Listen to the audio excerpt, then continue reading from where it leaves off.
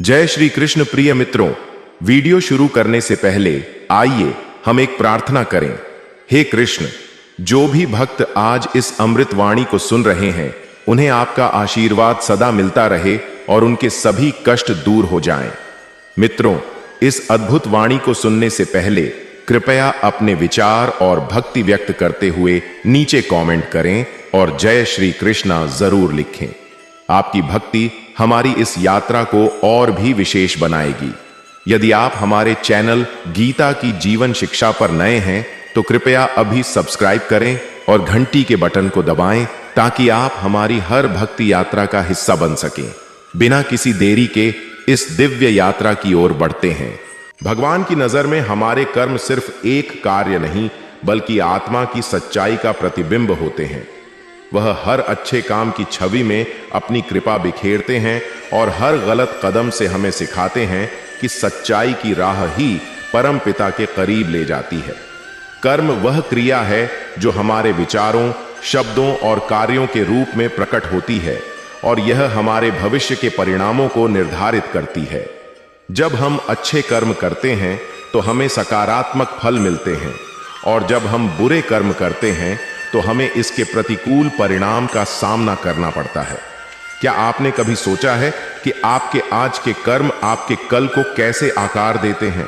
कर्म और भाग्य की एक गहरी और अद्भुत कड़ी है जो आपके जीवन के हर कदम में छिपी होती है।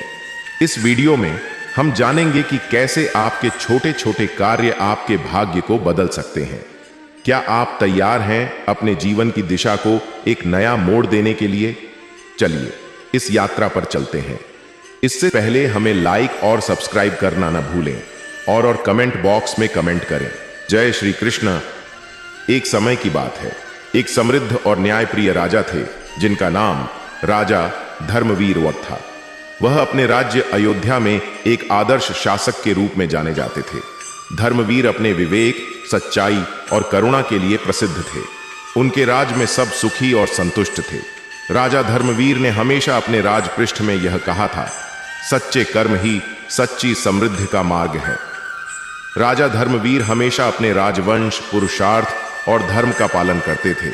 वह अपने मंत्रियों के साथ हर महत्वपूर्ण निर्णय लेने से पहले बहुत सोचते थे। एक दिन राजा ने सोचा कि वे अपने राज्य के सभी वर्गों के लोगों से मिलकर उनकी समस्याओं को समझेंगे। उन्होंने एक भव्य सभा का आयोजन किया और सभी वर्गों के लोगों को आमंत्रित किया। सभा में उपस्थित सभी लोगों ने राजा की प्रशंसा की और अपनी समस्याएं सामने रखीं।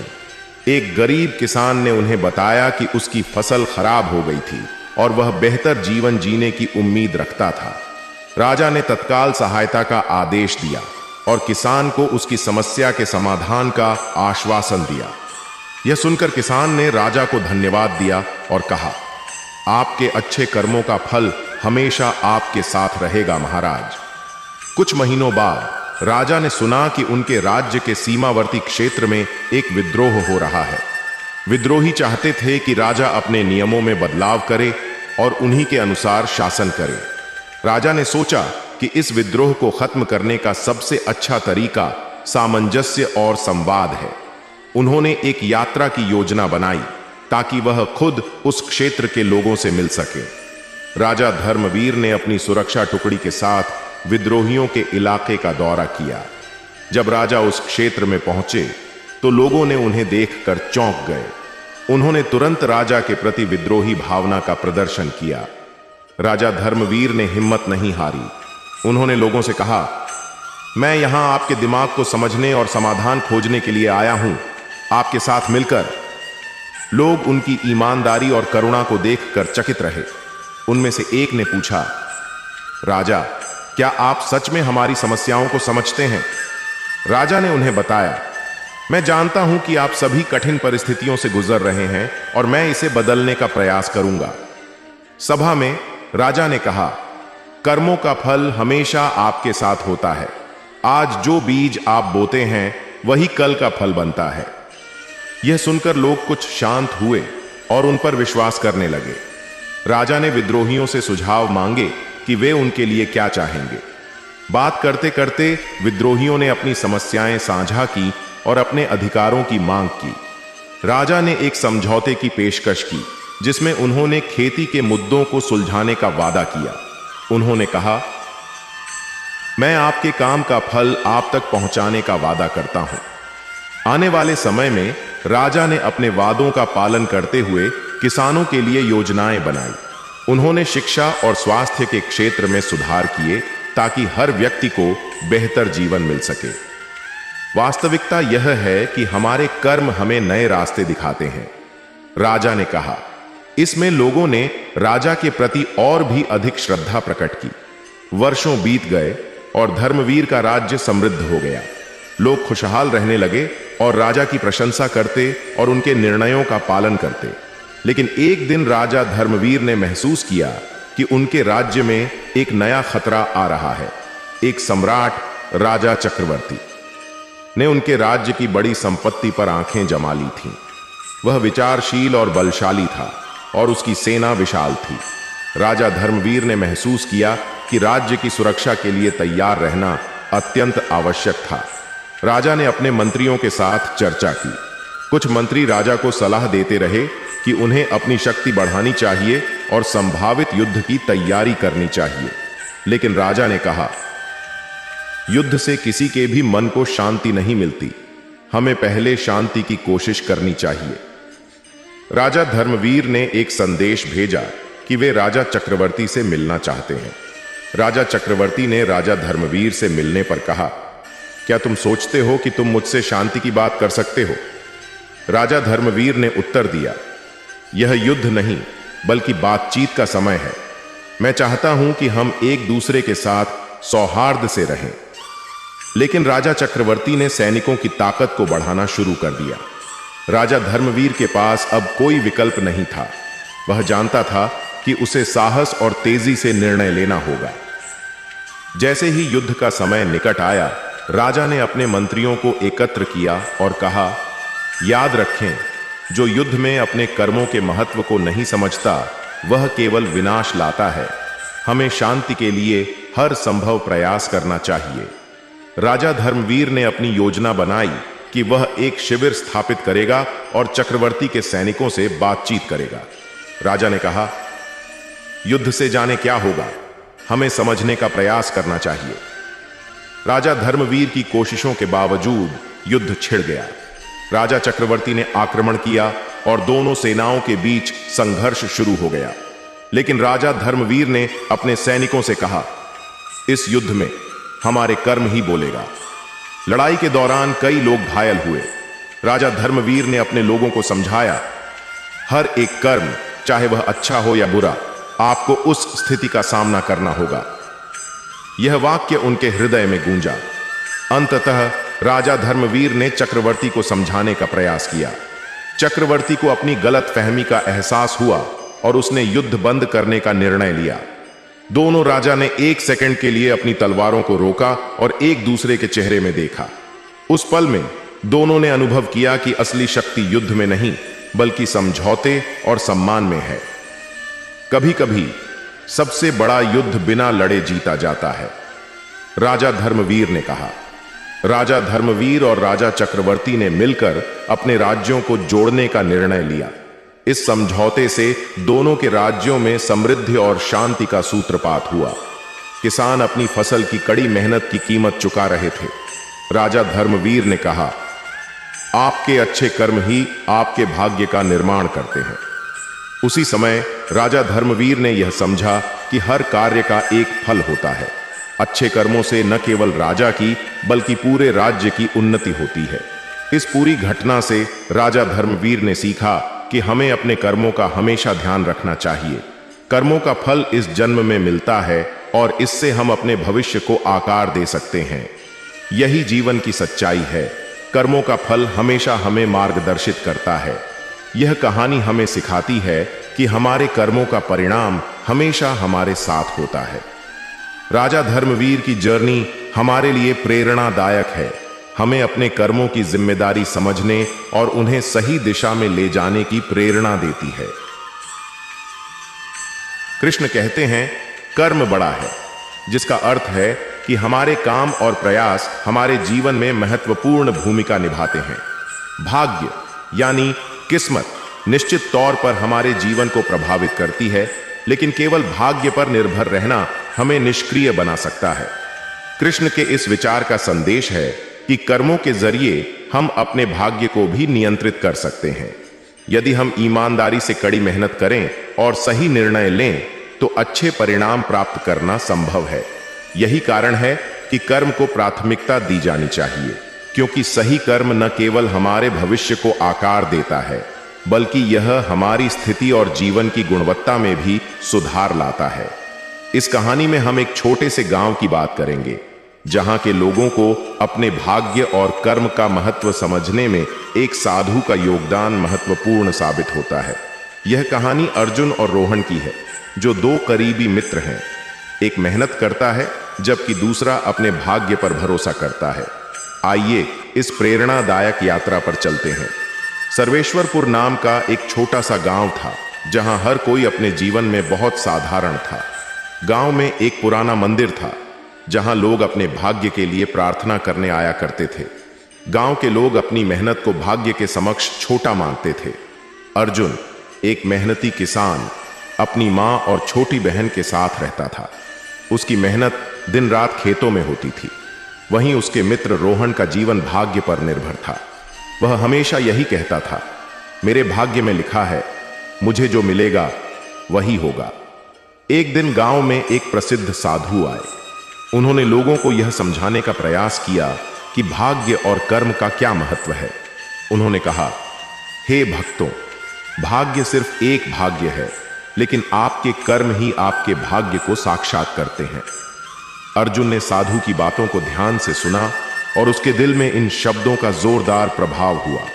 अपने मित्र से उसने कहा, रोहन, हमें अपने कर्मों पर ध्यान देना चाहिए, सिर्फ भाग्य के भरोसे नहीं रहना चाहिए। रोहन ने हंसते हुए कहा, क्यों अर्जुन, तेरा भाग्य ही तुझे आगे बढ़ाएगा। अर्जुन ने तय किया कि वह मेहनत करेगा और अपने परिवार को एक बेहतर जीवन देने का प्रयास करेगा। उसने अपनी सभी बाधाओं को पार करने का संकल्प किया। उसने अपने खेतों में काम करना शुरू कर दिया और नई तकनीकों का अध्ययन करने लगा। वहीं रोहन अभी भी अपनी पुरानी आदतों में उलझा हुआ था। वह दोबारा से साधु की बातों को अनसुना कर देता। मौसम बदलने लगा और फसल कटाई का समय आ गया। अर्जुन की मेहनत रंग लाई। उसके खेतों में सजीव सरसों की फसल लहलहा उठी। गांव के लोग उसकी मेहनत की सराहना करने लगे। रोहन के खेत वहीं पुराने रहे। उसके पास कुछ नहीं था, लेकिन उसने कभी हार नहीं मानी और कहता रहा, मेरे भाग्य में कुछ बड़ा होगा। गांव में एक मेले का आयोजन हुआ। अर्जुन ने अपनी फसल का प्रदर्शन किया।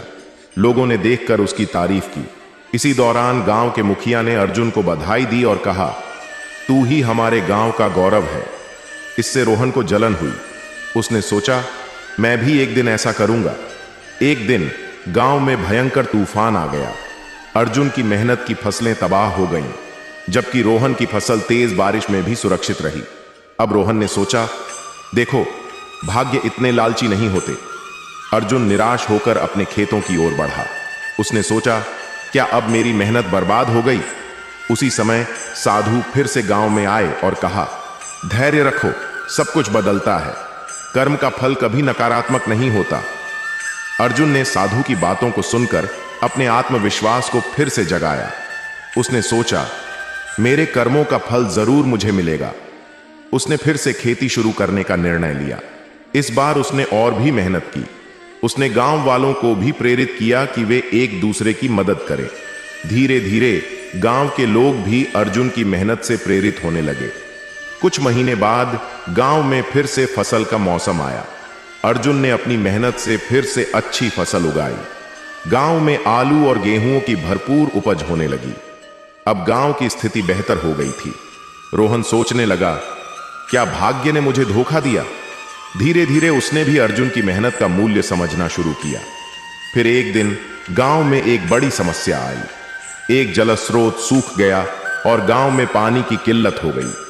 सब लोग परेशान थे, लेकिन अर्जुन ने गांव वालों को एकत्र किया और कहा, हम सबको मिलकर इस समस्या का समाधान खोजना होगा। हमें मेहनत करके एक नया जलस्रोत खोदना होगा। गांव वालों ने उसका समर्थन किया और सबने मिलकर काम किया। कुछ महीनों बाद गांव में जल स्रोत फिर से प्रकट हुआ। सभी ने अर्जुन की मेहनत को सराहा। एक दिन गांव में राज्य का मंत्री आया। उसने अर्जुन की मेहनत की सराहना की और कहा, तुम हमारे गांव के असली नायक हो। तुम्हारी मेहनत ने हमें नई दिशा दी है। रोहन को अब महसूस हुआ कि भाग्य केवल एक स्क्रीन की तरह है। असली रचनात्मकता कर्मों के माध्यम से होती है। उसने अर्जुन से कहा, अब मैं समझ गया हूं कि मेहनत ही असली भाग्य है। गांव के शांतिपूर्ण समय में साधु फिर से आए। उन्होंने कहा, भाग्य हमेशा आपका साथ नहीं देता, लेकिन कर्म हमेशा आपके जीवन की दिशा तय करते हैं। मेहनत कभी व्यर्थ नहीं जाती। गांव ने मिलकर साधु को सुना और सबने एक साथ निर्णय लिया कि वे अब हमेशा अपने कर्मों को महत्व देंगे। जिस दिन से अर्जुन और रोहन ने एक नया दृष्टिकोण अपनाया, गांव में सब कुछ बदल गया। गांव वाले अब एक दूसरे की मदद में लगे रहते थे। अर्जुन ने अब एक संघ की स्थापना की, जहां गांव वाले मिलकर नई तकनीकों को सीखते और अपना जीवन बेहतर बनाते। एक दिन गांव में एक बड़ा उत्सव मनाया गया। सभी ने मिलकर अपने अपने फलों की प्रदर्शनी लगाई। अर्जुन ने अपनी मेहनत की कहानी सबको सुनाई। रोहन ने अपने अनुभव साझा किए और कहा, कर्म वही है जो भाग्य का निर्धारण करता है। हमने सबने कर्म को महत्व दिया, इसलिए हम सफल हुए। इस घटना के बाद गांव में परिवर्तन की लहर चली। लोग अर्जुन और रोहन की तरह मेहनत करने लगे और अपने जीवन को सुधारने लगे। अर्जुन ने लोगों को समझाया कि जीवन में कठिनाइयां आती हैं, लेकिन उनसे डरना नहीं चाहिए। मेहनत और धैर्य से सब कुछ संभव है। एक दिन अर्जुन ने गांव वालों को एकत्र किया और कहा, हमने सीखा है कि कर्म और भाग्य का रिश्ता बहुत गहरा है। कर्म करते रहो, भाग्य तुम्हारे दरवाजे पर दस्तक देगा। अर्जुन और रोहन फिर से एक साथ खड़े हुए। उन्होंने सबको बताया कि भाग्य केवल एक पक्षी है जिसे पंखों की जरूरत होती है, और ये पंख तभी मिलते हैं जब हम अपने कर्मों को मजबूत बनाते हैं। गांव में यह संदेश फैलने लगा। लोग अब अपने कर्म पर ध्यान देने लगे और भाग्य को नकारने लगे। अर्जुन और रोहन की अमिस्टाड ने गांव को बदल दिया। इस तरह गांव सर्वेश्वरपुर ने यह साबित कर दिया कि जीवन में सफलता केवल भाग्य पर नहीं, बल्कि कर्म पर निर्भर करती है। जीवन में मेहनत करने से भाग्य भी आपकी ओर आकर्षित होता है। इस कहानी ने सभी को यह सिखाया कि कर्म बड़ा है और भाग्य उसी का अनुसरण करता है। अर्जुन और रोहन की यह यात्रा एक प्रेरणा स्रोत बन गई, जो हम सबको मेहनत और धैर्य की शक्ति को याद दिलाती है। कामयाबी के लिए केवल शुभ भाग्य की उम्मीद करने की बजाय हमें अपने कर्मों पर विश्वास करना चाहिए। इस कहानी के माध्यम से हम समझते हैं कि कर्म और भाग्य का संबंध हमेशा महत्वपूर्ण होता है। अगर हम मेहनत करते हैं तो भाग्य हमें हमेशा सफलता की ओर ले जाएगा। यही है जीवन की सच्चाई। कर्म बड़ा है, भाग्य उसके पीछे चलता है। इस प्रकार यह कहानी हमें प्रेरित करती है कि हमें अपने प्रयासों पर विश्वास रखना चाहिए और भाग्य के भरोसे नहीं रहना चाहिए। सफलता का मार्ग हमेशा कठिनाइयों से भरा होता है, लेकिन अगर हम अपने कर्मों पर दृढ़ता से खड़े रहें तो हम अपने भाग्य को बदल सकते हैं। इस प्रेरणादायक यात्रा के अंत में हम यह सीखते हैं कि जीवन में केवल भाग्य के सहारे नहीं रहना चाहिए। हमारा कर्म ही असली कुंजी है। अर्जुन और रोहन ने दिखाया कि मेहनत और धैर्य से हम किसी भी चुनौती का सामना कर सकते हैं। जब हम अपने कर्म पर ध्यान केंद्रित करते हैं तो भाग्य खुद ब खुद हमारे दरवाजे पर दस्तक देता है।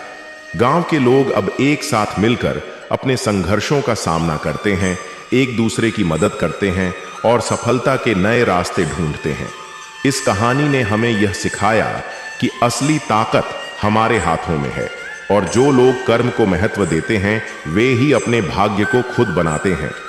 इस प्रकार अर्जुन और रोहन की कहानी न केवल सर्वेश्वरपुर के लिए एक नई शुरुआत थी, बल्कि यह हम सभी के लिए प्रेरणा का स्रोत बन गई। याद रखो, कर्म बड़ा है, और जब आप अपने प्रयासों में विश्वास रखते हैं तो भाग्य आपकी मदद जरूर करेगा।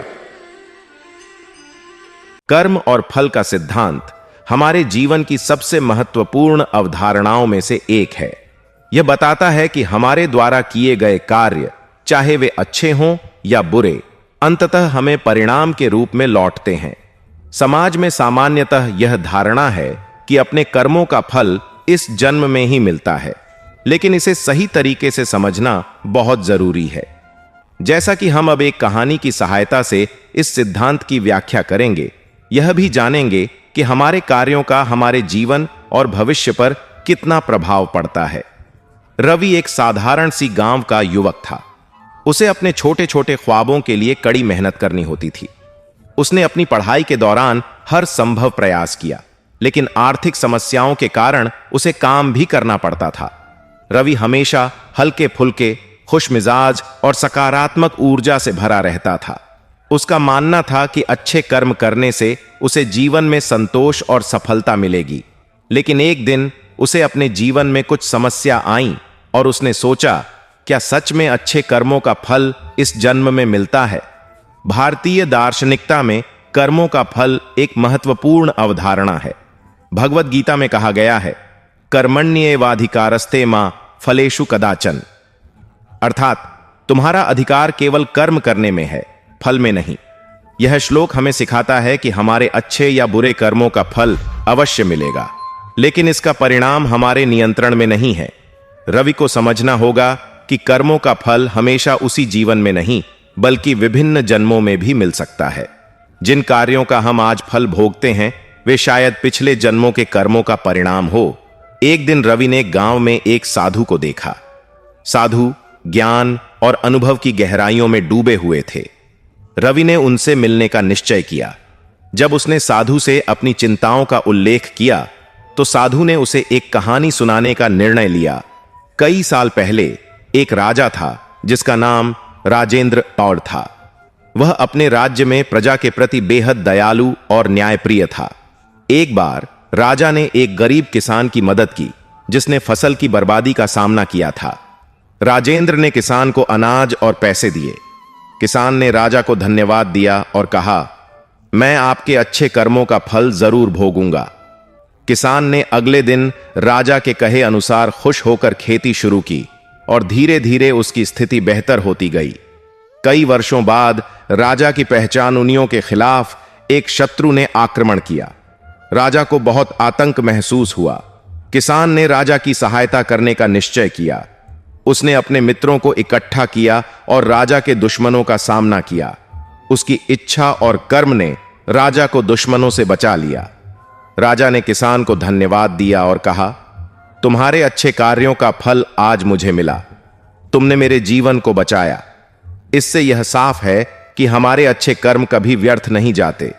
वे हमें वापस मिलते हैं, चाहे वह इस जीवन में हो या अगले जन्मों में।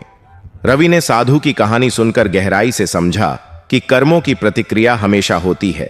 उसे यह बात साफ नजर आई कि अच्छे कर्मों का फल इस जन्म में अवश्य मिलता है।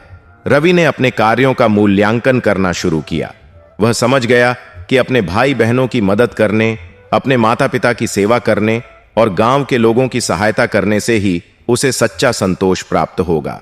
रवि ने निर्णय लिया कि वह अपने जीवन को सही दिशा में ले जाएगा। उसने अपने काम को गंभीरता से लेना शुरू किया और समुदाय के लिए अधिक समय देने का संकल्प किया। रवि ने सकारात्मकता और मेहनत को अपने जीवन में शामिल किया। उसने गांव के बच्चों को पढ़ाना शुरू किया, बड़े बुजुर्गों की सहायता की और जरूरतमंदों के लिए अपना समय निकालने लगा। धीरे धीरे उसकी मेहनत रंग लाई। गांववासियों ने उसकी प्रयासों को सराहा और उसके सकारात्मक कार्यों के परिणाम स्वरूप उसे समाज में मान्यता मिली। इस प्रक्रिया में रवि ने जाना कि कितना भी कठिन परिस्थिति क्यों ना हो, यदि हम अपने कर्मों को अच्छे रखें तो हमें फल हर हाल में मिलता है। रवि ने यह भी समझा कि इस जीवन में हमें अपने कार्यों के प्रति जागरूक रहना चाहिए। हर कार्य उसके परिणाम के लिए जिम्मेदार होता है। कुछ समय बाद रवि ने साधना की ओर ध्यान दिया। उसने ध्यान और प्राणायाम करना शुरू किया, जिससे उसकी मानसिक स्थिति और अधिक संतुलित हो गई। उसने अनुभव किया कि ध्यान करने से उसकी सोच और कार्यों पर गहरा असर होता है। साधना के माध्यम से रवि ने अपनी ऊर्जा को सकारात्मक दिशा में मोड़ना सीखा। उसने अपनी सोच को अधिक संतुलित और सकारात्मक बनाना शुरू किया। रवि ने गांव में बच्चों को उस किसान की कहानी सुनानी शुरू की। उसने उन्हें बताया कि कैसे अच्छे कर्म हमेशा दिखाई देते हैं। बच्चों ने कहा, लेकिन दीदी, अगर कभी हम सब अच्छा नहीं कर पाते तो हमारा क्या होगा? रवि ने उत्तर दिया, कभी भी अपने कर्मों को छोटा नहीं समझो। जीवन एक यात्रा है जिसमें हर अनुभव से हम कुछ सीखते हैं। रवि की प्रेरणा से गांव के लोग एकजुट होने लगे। सभी ने यह निर्णय लिया कि वे अपने कर्मों को सकारात्मक दिशा में ले जाएंगे।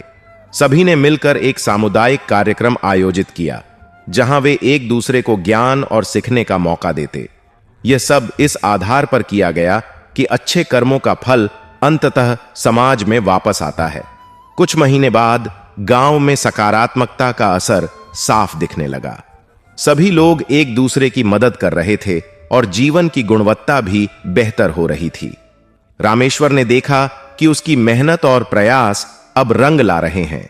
उसने सोचा, यह सब कर्मों का फल है। जब रवि अपने जीवन में और अधिक सकारात्मकता लाता गया, तो उसने महसूस किया कि जीवन की यात्रा वास्तव में एक निरंतरता है। हर कर्म एक उपहार था जो उसे आगे बढ़ाने में मदद कर रहा था। रवि ने समझा कि हमारी आत्मा के विकास के लिए जरूरी है कि हम अपने कर्मों को स्वयं के विकास में शामिल करें। रवि ने अपने जीवन में आत्मा और सच्चाई को स्थान दिया। अब वह न केवल अच्छा कर्म करता था, बल्कि दूसरों को भी अच्छे कर्मों के लिए प्रेरित करता था। रवि ने ठान लिया कि वह जीवन भर अच्छे कर्म करेगा और उन सुनहरे मूल्य को समाज में फैलाएगा। रवि की यात्रा ने उसे यह सिखाया कि कर्मों का फल स्वाभाविक रूप से मिलता है। यह हमेशा इस जन्म में उपस्थित होता है। समुदाय ने समझा कि स्वतंत्रता का एहसास तब होता है जब हम अपने कर्मों का सही मूल्यांकन करते हैं। रवि ने अपने ज्ञान को फैलाना शुरू किया। उसने ध्यान और साधना की महत्ता पर चर्चा की। हर व्यक्ति को साधना करने का परिणाम दिखाने की क्षमता दी। समाज ने सीखा कि आत्मा की यात्रा हर दिन सक्रिय होती है। गांव में महिलाओं ने भी बहन भाई के सहयोग से अपने कार्यों में परिवर्तन लाने का निर्णय लिया। यह उनके आत्मविश्वास को बढ़ाता गया। महिलाओं ने मिलकर कई कार्यक्रम आयोजित किए, जहां वे चर्चा कर सकती थीं, अपनी राय साझा कर सकती थीं। गांव में विभिन्न विचारधाराओं का उदय होने लगा। सबने एक दूसरे के विचारों का सम्मान करना व समझना शुरू किया। समुदाय में आत्मा और परमात्मा के संबंध को समझने का प्रयास किया। सभी ने एक दूसरे के नजरिए को सम्मान देने का निर्णय लिया। समाज ने यह भी सीखा कि जब अच्छे कर्म होते हैं तो मोक्ष की दिशा में बनी यात्रा भी स्थायी हो जाती है। यह आत्मा के लिए एक नई पहचान बनाता है। गांव में एक उत्सव का आयोजन किया गया, जहां सभी ने अपने जीवन में अच्छे कर्मों का जश्न मनाया। कुछ समय बाद गांव में एक ऐसा वातावरण बन गया था जिसमें लोग एक दूसरे की मदद करने के लिए हमेशा तत्पर रहते थे।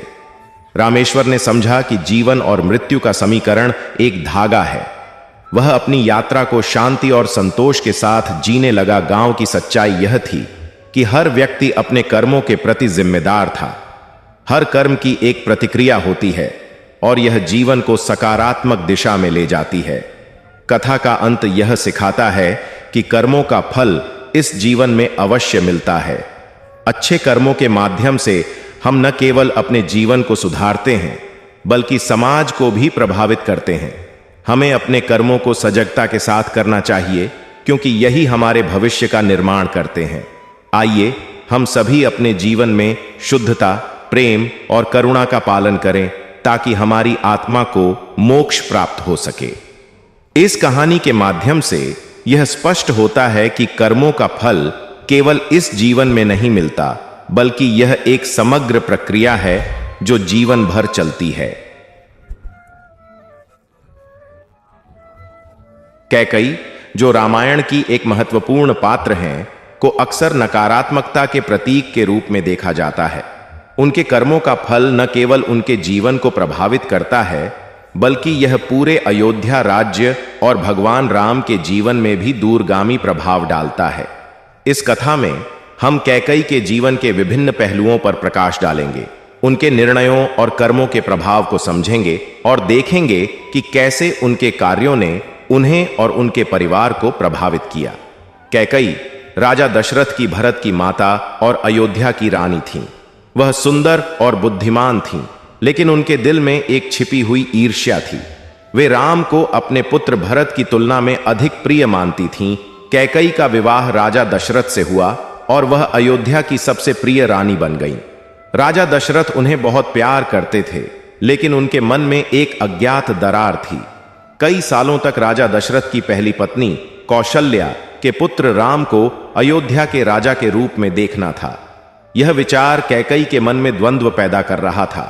उनकी इच्छा थी कि उनके पुत्र भरत को भी यही सम्मान मिले। एक दिन जब कैकई रानी ने श्रवण कुमार की कथा सुनी तो उसके मन में यह विचार आया कि वह भी अपनी इच्छाओं को पूरा करने के लिए कुछ करेगी।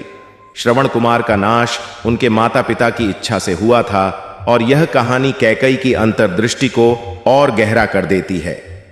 एक दिन राजा दशरथ ने अयोध्या में राम के राज तिलक की योजना बनाई। कैकई के मन में एक और ख्याल आ गया। उसने राजा से अपनी 2 इच्छाएं पूरी करने की बात की। राजदौड़ का अधिकार भरत को चाहिए और राम को वनवास चाहिए। कैकई ने राजा को अपनी इच्छाओं को पूरा करने के लिए मजबूर किया और राजा दशरथ को अपनी प्रिय पहली पत्नी को दुखी करने के लिए मजबूर किया। राजा दशरथ ने हृदय में दुहक की भावना के साथ कैकई की इच्छाओं को स्वीकार किया। राम ने अपने पिता को दुखी देखकर त्याग दिया और वनवास को स्वीकार किया। राम, सीता और लक्ष्मण के साथ जंगलों में जाने लगे। यह एक ऐसा पल था जिसने केवल राम को ही प्रभावित नहीं किया, बल्कि अयोध्या के सभी निवासियों के दिल में भी दुख भर दिया। जैसे ही राम वनवास में चले गए, कैकई ने अपने कर्मों के फल को महसूस किया। उसे अपने किए पर पछतावा हुआ, लेकिन अब समय बीत चुका था। कैकई ने देखा कि उसका पति राजा दशरथ अब दुखी हैं। उनका प्यार जो उसने नहीं देखा, उनके कार्यों से मिट गया था। राजा दशरथ की हृदय में दुहक का सागर उमड़ने लगा। उन्होंने अपने पुत्र राम के लिए संघर्ष किया। राजा ने शोक करते हुए कहा, मैंने अपने पुत्र के साथ अन्याय किया है। उसकी हृदय की स्थिति एक गहरी पीड़ा में बदल गई, जिससे उसने कैकई की इच्छा को समझा। भरत, जो मां के आदेश के अनुसार अयोध्या लौटे थे, अपने भाई राम को खोजने का निश्चय करते हैं। उन्होंने अपनी मां से यह स्पष्ट किया कि राम ही असली राजा हैं। भरत ने राम के लिए वनवास का निर्णय लेने की योजना बनाई। वह अद्वितीय साहसिक तरीके से अपने भाई को वापस लाने का संकल्प लेते हैं। भरत ने ग्रामीणों को स्वतंत्रता दी और राम को वापस लाने का अभियान शुरू किया। उन्होंने खुद को अपनी मां की इच्छाओं से अवगत कराया। इस प्रक्रिया में भरत ने सीखा कि वस्त्र और स्थिति से ज्यादा महत्वपूर्ण सच्चाई और नैतिकता होती है। वह जानते थे कि राम को वापस लाना ही सही है। जब भरत अंततः राम को वनवास से वापस लाते हैं, तो यह अयोध्या में एक उत्सव का कारण बनता है। राम ने भरत की ईमानदारी और सच्चाई की सराहना की। कैकई ने देखा कि उसे अपने कार्यों का परिणाम किस तरह भुगतना पड़ा। कैकई ने महसूस किया कि वह अपनी इच्छा के कारण अपने परिवार को बचाने में असफल रही। उसने अपने पति की छवि और राम की आत्मीयता के सामने ठगा हुआ महसूस किया। कैकई ने राम से माफी मांगी और कहा, मैंने अपने स्वार्थ में नहीं सोचा। आपके बिना इस महल का कोई अर्थ नहीं। राम ने कैकई को माफ कर दिया और समझाया कि समझौता और प्रेम महत्वपूर्ण है। उन्होंने अपने परिवार की एकता को प्राथमिकता दी। कैकई ने यह अनुभव किया कि प्यार और समर्पण में ही सच्चा अभिव्यक्ति है। उसने व्यक्तिगत इच्छाओं को पहचानते हुए परिवार के प्रति अपने कर्तव्यों को समझा। कैकई ने अपने जीवन को नई दिशा देने का प्रयास किया। उसने अयोध्या में मानवता की सेवा करने का निश्चय किया। कैकई ने स्वयं को समाज के उत्थान में लगा दिया। वह महिलाओं के अधिकारों के लिए काम करने लगी और शिक्षा का प्रचार करने लगी। कैकई ने अपनी गलतियों से सीखा कि स्वार्थी इच्छाएं कभी भी सही नहीं होती। श्री राम ने उसे सिखाया कि सच्चा प्रेम, त्याग और सेवा ही मोक्ष का मार्ग है। रवि के कर्मों के फल हमेशा मिलते हैं।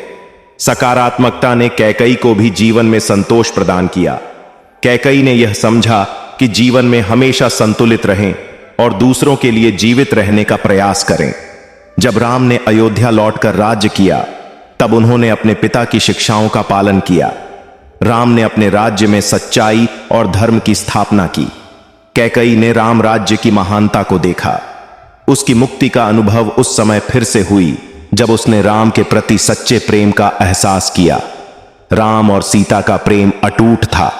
उन्होंने समाज को यह सिखाया कि सच्चे प्रेम और सहयोग में न केवल परिवार बल्कि संपूर्ण समाज का उत्थान होता है।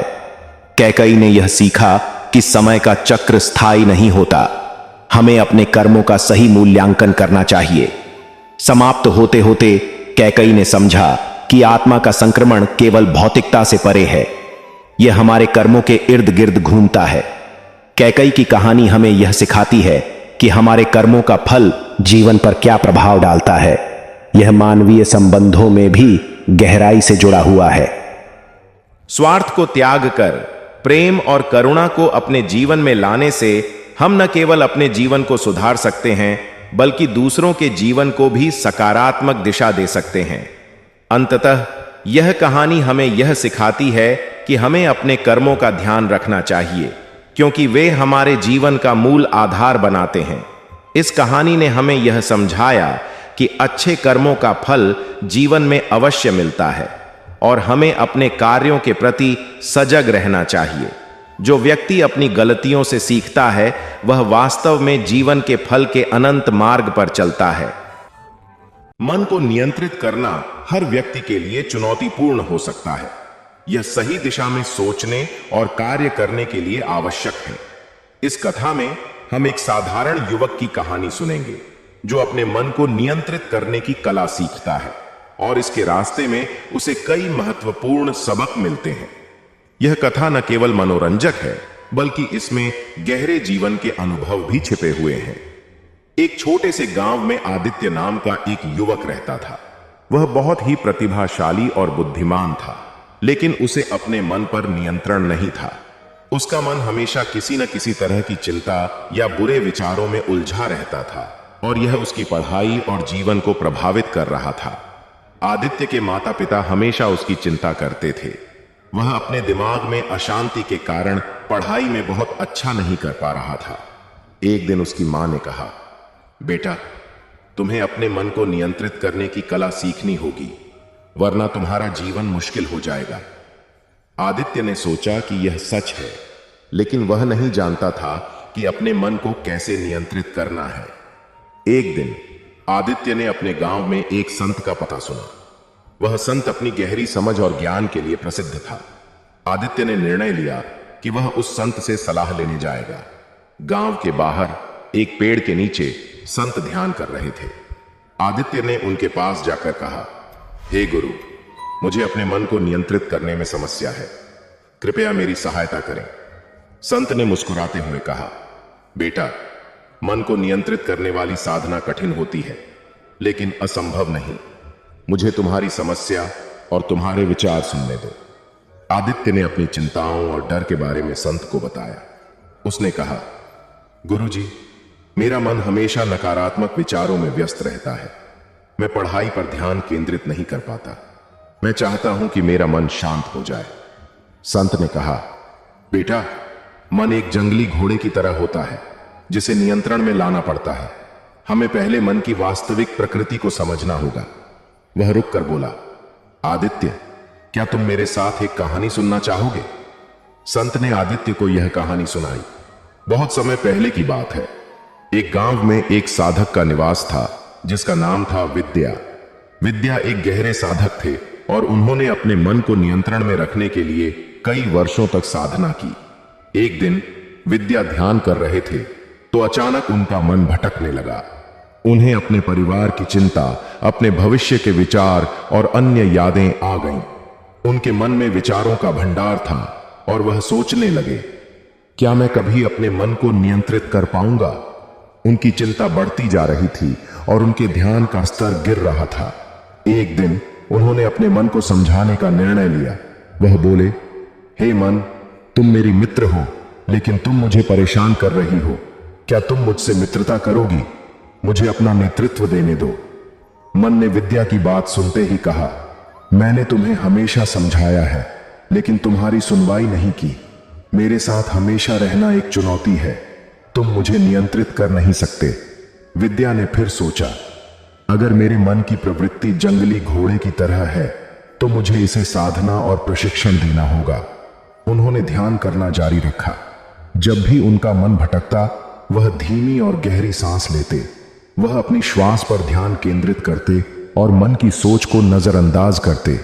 साधना के दौरान विद्या ने एक दिन महसूस किया कि उनके मन ने शांत होना शुरू कर दिया है। वह धीरे धीरे अपने मन के घोड़े को काबू में लाने में सफल हो रहे थे। वे महसूस कर रहे थे कि उनका मन अब उनकी बातें सुनने लगा है। हे मन, मैं तुम्हारे बिना कुछ नहीं कर सकता, विद्या ने कहा। मुझे तुम्हारी शक्ति की जरूरत है, लेकिन तुम्हें मेरी दिशा में चलना होगा। समय बीतने के साथ विद्या ने अपने मन का प्रशिक्षण करते हुए यह जान लिया कि मन पर नियंत्रण साधना और धैर्य से संभव है। वह खुशी से अपने ध्यान में लग गए। संत ने आदित्य को बताया, यह कहानी तुम्हें यह सिखाती है कि मन को नियंत्रित करने के लिए धैर्य, साधना और आत्मसमर्पण की आवश्यकता होती है।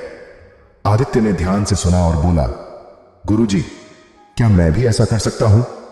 संत ने कहा, हां बेटा, तुम्हें अपने मन से मित्रता करनी होगी। तुम्हें मन की आवाज सुननी है, लेकिन उसे काबू में भी रखना है। मन को खुश और शांत रखना तुम्हारी जिम्मेदारी है। आदित्य ने संत के शब्दों को ध्यान में रखा और उन्होंने साधना शुरू करने का फैसला किया। वह प्रतिदिन सुबह जल्दी उठता, ध्यान करता और अपने मन को नियंत्रित करने का प्रयास करता। पहले कुछ दिनों में उसे कठिनाइयां आने लगीं, लेकिन उसने हर बार हार नहीं मानी। धीरे धीरे वह अपने मन की चंचलता को कम करने में सफल होता गया। आदित्य ने ध्यान करते समय महसूस किया कि जैसे ही वह श्वास पर ध्यान केंद्रित करता है, उसका मन शांत हो जाता है। वह अपने विचारों को नियंत्रित रखने में सक्षम हो गया। कुछ महीनों की साधना के बाद आदित्य ने एक गहरा अनुभव किया। एक दिन वह ध्यान कर रहा था और अचानक उसे लगा कि उसका मन शांत हो रहा है। उसने अनुभव किया कि उसके मन के भीतर एक गहरी शांति का सागर है। उसे लगा जैसे वह अपने मन के नियंत्रण में प्रवेश कर चुका है। अपने भीतर की गतिविधियों को समझ पाता था। वह समझ गया था कि वास्तव में वह अपने मन का मालिक है और उसे जानबूझकर उसे नियंत्रित करना होगा। आदित्य ने अनुभव किया कि मन उसकी सबसे बड़ी शक्ति है। अगर वह अपने मन को सही दिशा में ले जाता है, तो वह किसी भी चुनौती का सामना कर सकता है। एक दिन जब वह गांव में था, उसने देखा कि कुछ बच्चे खेल रहे थे, लेकिन उनमें से एक बच्चा गिर गया और चोटिल हो गया। बाकी बच्चे घबरा गए और मदद नहीं कर पाए। आदित्य ने तुरंत मन को काबू में किया और बच्चे की सहायता करने के लिए दौड़ा। उसने बच्चे को उठाया और उसका झटका मिटाया। वहां खड़े बाकी बच्चों ने देखा कि आदित्य ने बिना घबराए कार्रवाई की। आदित्य ने मन को नियंत्रित करके न केवल अपने अस्तित्व को बल्कि दूसरों की मदद भी की। इस घटना ने आदित्य को यह सिखाया कि मन को कैसे शांत रखा जाता है। उसने समझा कि मन से सही तरीके से काम करना न केवल अपने लिए बल्कि समाज के लिए भी महत्वपूर्ण है। आदित्य अपने अनुभवों को साझा करने के लिए गांव में बच्चों को एकत्रित करता। वह उन्हें ध्यान और मन नियंत्रण के महत्व के बारे में बताता। यदि हम अपने मन को नियंत्रित रखेंगे, तो हम न केवल अपनी क्षमता को पहचानेंगे बल्कि दूसरों की मदद भी कर सकेंगे, उसने कहा। आदित्य बच्चों को ध्यान की प्रक्रिया सिखाने लगा। वह बच्चों को धीरे धीरे समझाता, ध्यान करने से तुम्हारा मन शांत होगा। जब तुम्हारा मन शांत होता है तो तुम सही दिशा में सोचते हो। बच्चे उसकी कही सभी बातें ध्यानपूर्वक सुनते थे और उनकी उत्सुकता बढ़ती जाती थी। उसके नेतृत्व में बच्चे ध्यान करने लगे। हर दिन आदित्य अपने अनुभवों को साझा करता और वे सब मिलकर साधना करते। धीरे धीरे गांव का माहौल शांत हो गया और सबको मन का बल मिला। समय के साथ आदित्य ने अपने जीवन में ध्यान और साधना को एक नियमित प्रक्रिया बना लिया। उसे अब अपने मन से निपटना आसान हो गया था। उसने महसूस किया कि ध्यान में लीन होकर वह अपने विचारों को नियंत्रित कर सकता है। इसे वह अपने जीवन का हिस्सा बना लिया। आदित्य ने यह भी देखा कि जब वह अपने मन को नियंत्रित करता है तो वह अधिक रचनात्मक और उत्पादक होता जा सकता है। उसने अपने अध्ययन में प्रगति की और उसका मन हमेशा सकारात्मक विचारों में रहता। एक दिन जब आदित्य गांव से बाहर घूमने निकला, उसने एक झील देखी। वह धीरे धीरे झील के किनारे बैठ गया और अपनी गहरी सोच में डूब गया। वह सोचने लगा, सिर्फ मेरे मन को समझना ही जरूरी नहीं, बल्कि मन को दूसरों के साथ मिलाकर चलना भी आवश्यक है। उसने देखा कि कई लोग उस झील के किनारे आ रहे थे, लेकिन उनके मन में तनाव और चिंता दिखाई दे रही थी। उन्होंने सोचा, अगर मैं इन लोगों की भी मदद कर सकूं, तो मैं अपने मन को और भी नियंत्रित रख पाऊंगा। आदित्य ने झील के किनारे बैठकर वहां के लोगों को ध्यान और साधना के लाभ के बारे में बताया। उसने कहा, यदि आप अपने मन को नियंत्रित करते हैं तो आप जीवन की चुनौतियों का सामना कर सकते हैं और खुशी पा सकते हैं। उसने लोगों को एक साथ लाकर नियमित ध्यान शिविर का आयोजन किया। धीरे धीरे उन्होंने लोग उसकी बातों को समझा और ज्यादा से ज्यादा लोग उसके साथ जुड़ने लगे। समुदाय ने मिलकर एक सकारात्मक वातावरण बनाया जहां सभी लोग साधना करते थे। आदित्य ने अपने मन की स्थिति को और मजबूत किया। वह देखता है कि कैसे उसका साधना जाता और नेतृत्व लोगों को प्रेरित करता है। प्रभाव बढ़ने लगा। लोगों ने साधना के साथ साथ अपने मानसिक तनाव को कम करने के लिए भी कार्य करना शुरू किया। आदित्य ने देखा कि जब लोग एक साथ साधना करते हैं तो मन अधिक शांत और संयमित हो जाता है। संतोष और खुशी की भावना बढ़ने लगी। आदित्य ने समझा कि मन का सही नियंत्रण न केवल व्यक्ति के लिए महत्वपूर्ण है, बल्कि सामूहिकता में भी गहराई रखता है। उसी समय उसने संत से मिलकर कहा, गुरुजी, मैंने अपने मन को नियंत्रित करना सीख लिया है। मैंने देखा कि जब हम एक साथ काम करते हैं तो हम एक बड़ी शक्ति बन जाते हैं। गुरु ने मुस्कुराते हुए कहा, बेटा, यही तो जीवन का लक्ष्य है, हमेशा अपने मन को नियंत्रित करना और समाज के प्रति अपनी जिम्मेदारी को समझना। आत्मा से आत्मा के मिलन से ही हम अपनी सच्चाई की खोज कर सकते हैं। आदित्य ने विचार किया कि मन को नियंत्रित करने की कला न केवल उसके लिए बल्कि सभी के लिए महत्वपूर्ण है। समुदाय की सफलता और साधना ने आदित्य को सहजता से जीने की प्रेरणा दी।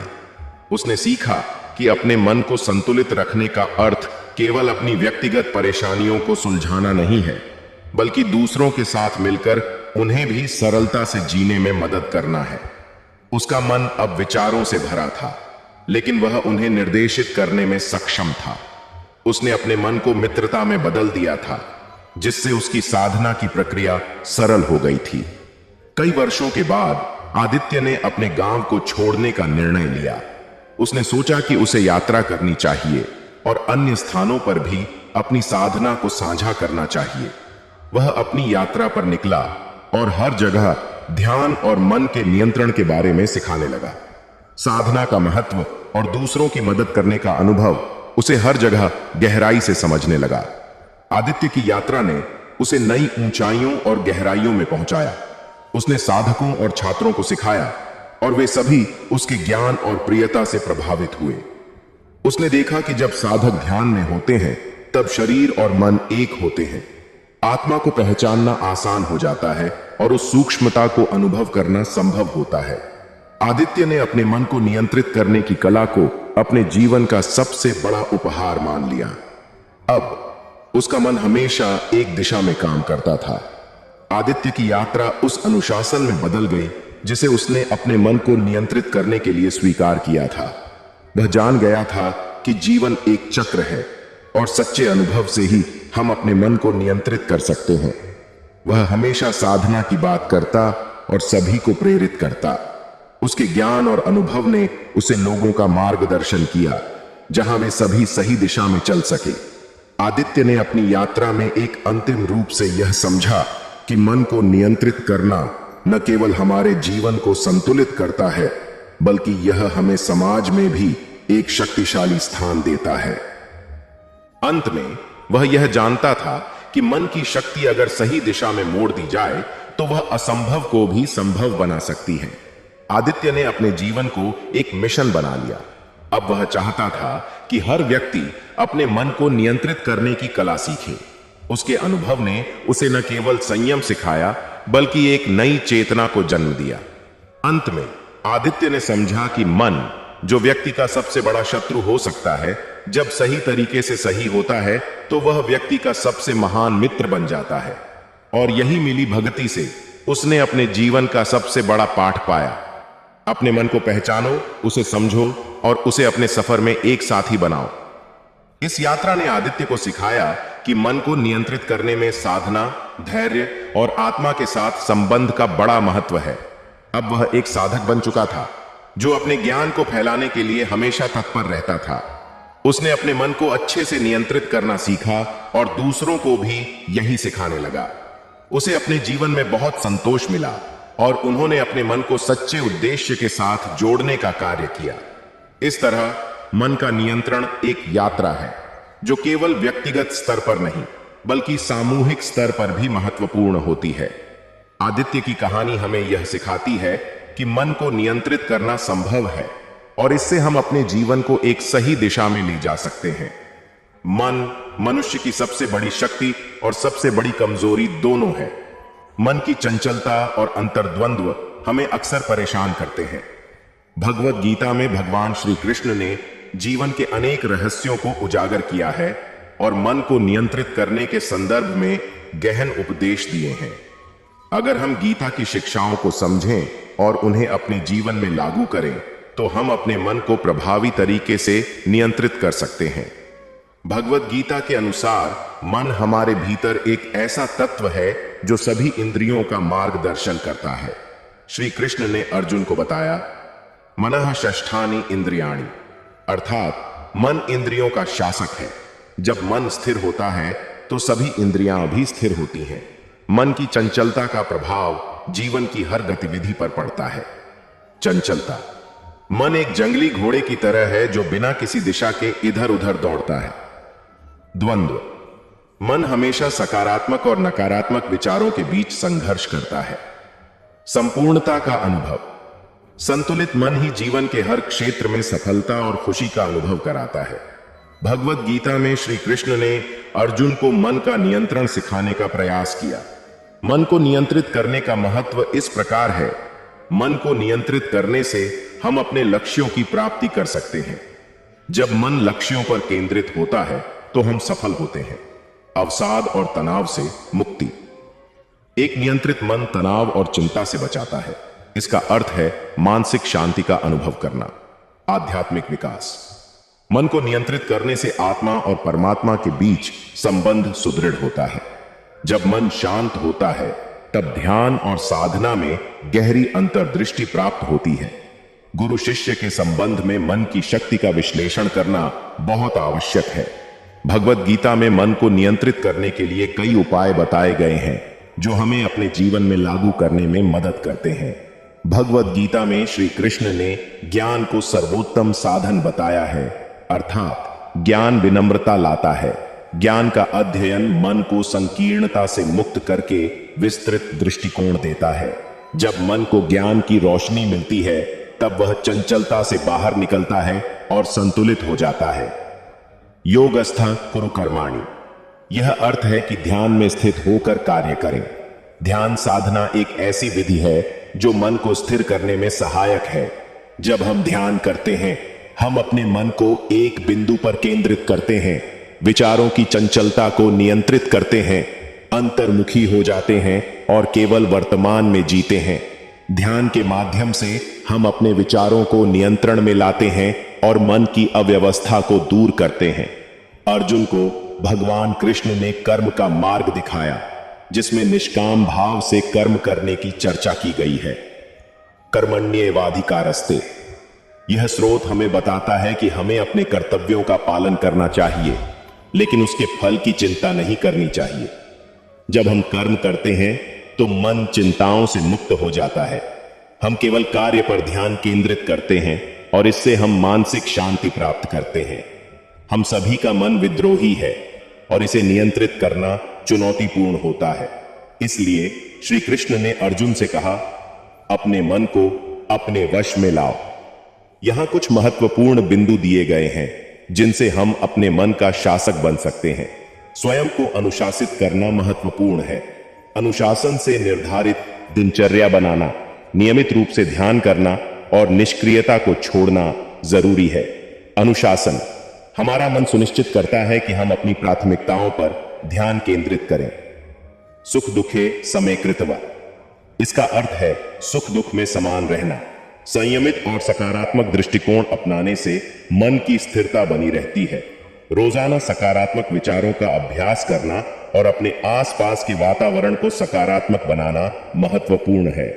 आत्मसंवर्धन मनोबल को बढ़ाता है। जब हम अपने लक्ष्यों की ओर बढ़ते हैं और अपने आत्मविश्वास को जगाते हैं तो मन सकारात्मक सोच की दिशा में अग्रसर होता है। जीवन में चुनौतियां आती हैं और इनका सामना करने के लिए हमें अपने मन को स्थिर रखना होता है। भगवत गीता में कहा गया है, व्यसनम कर्तव्यम त्याज्यम न जानी हति हंसा, अर्थात कठिनाइयों में भी धर्म का पालन करना चाहिए। धैर्य रखना मन नियंत्रण का एक महत्वपूर्ण पहलू है। हमें कठिन परिस्थितियों में धैर्य रखना चाहिए और अपने मन को संतुलित रखना चाहिए। जब परिस्थितियां प्रतिकूल होती हैं तो सकारात्मक सोच और साहस के साथ आगे बढ़ना जरूरी है। मन की नकारात्मकता को सकारात्मकता में बदलना हम पर निर्भर करता है। ज्ञान और साधना के माध्यम से मन का नियंत्रण एक निरंतर प्रक्रिया है। श्री कृष्ण ने अर्जुन को बताया, ज्ञानेन तु तज्ज्ञान, ज्ञान से अज्ञान को दूर किया जा सकता है। जब हम ज्ञान की ओर बढ़ते हैं तो हमारी सोच और दृष्टिकोण बदलता है। इससे हमें अपने मन को नियंत्रित करने में मदद मिलती है। साधना हमारे मन को नियंत्रित करने का एक साधन है। साधना के विभिन्न रूप हैं, जैसे भक्ति, ध्यान और सेवा। भक्ति से मन का संकुचन होता है। जब हम ईश्वर को भक्ति करते हैं तो हमारा मन संतुष्ट होता है। ध्यान करते समय हमें मन को निरंतर रूप से स्थिर करना चाहिए। यह धीरे धीरे मन की चंचलता को नियंत्रित करता है और हमें शांति प्रदान करता है। मन के कई अंग होते हैं, जैसे इंद्रियां, विचार, इच्छाएं आदि। इन सब का व्यवहार करने के लिए हमें ज्ञान की आवश्यकता होती है। इंद्रियां मन को प्रभावित करती हैं। मन का प्रभुत्व बढ़ाने के लिए हमें इंद्रियों को नियंत्रित करना होगा। हमारे मन में उठने वाले विचारों की पहचान करना आवश्यक है। जब हम गहराई से विचार करेंगे तो नकारात्मक विचारों को सकारात्मक में बदल सकते हैं। एक समय की बात है, एक युवा साधक था जिसका नाम राघव था। वह हमेशा अपने मन के विचलन से परेशान रहता था। उसने गीता को पढ़ा और उसमें से उपदेश लेकर अपने मन को नियंत्रित करने का प्रयास किया। राघव ने सुबह जल्दी उठकर नियमित ध्यान करना शुरू किया। शुरुआत में उसे कठिनाई हुई, लेकिन धीरे धीरे वह अपनी साधना में उन्नति करने लगा। एक दिन उसने ध्यान में गहराई से प्रवेश किया और महसूस किया कि उसका मन अब नियंत्रित है। उसने अपने जीवन में मन को एक सामर्थ्य में बदल दिया। एक बार राघव ने एक साधना शिविर आयोजित किया और वहां अपने अनुभव साझा किए। उसने कहा, जब मैंने अपने मन को नियंत्रित किया तो मेरी जीवन की चुनौतियां आसान हो गईं। वह अपने साथियों को प्रेरित करता रहा कि वे भी अपने मन के नियंत्रण की कला सीखें। उन्होंने गीता के सिद्धांतों को अपनाया और धीरे धीरे उनके जीवन में परिवर्तन आने लगा। जब हम अपने मन को नियंत्रित करते हैं तो हम अपने भीतर की शक्तियों को पहचानते हैं।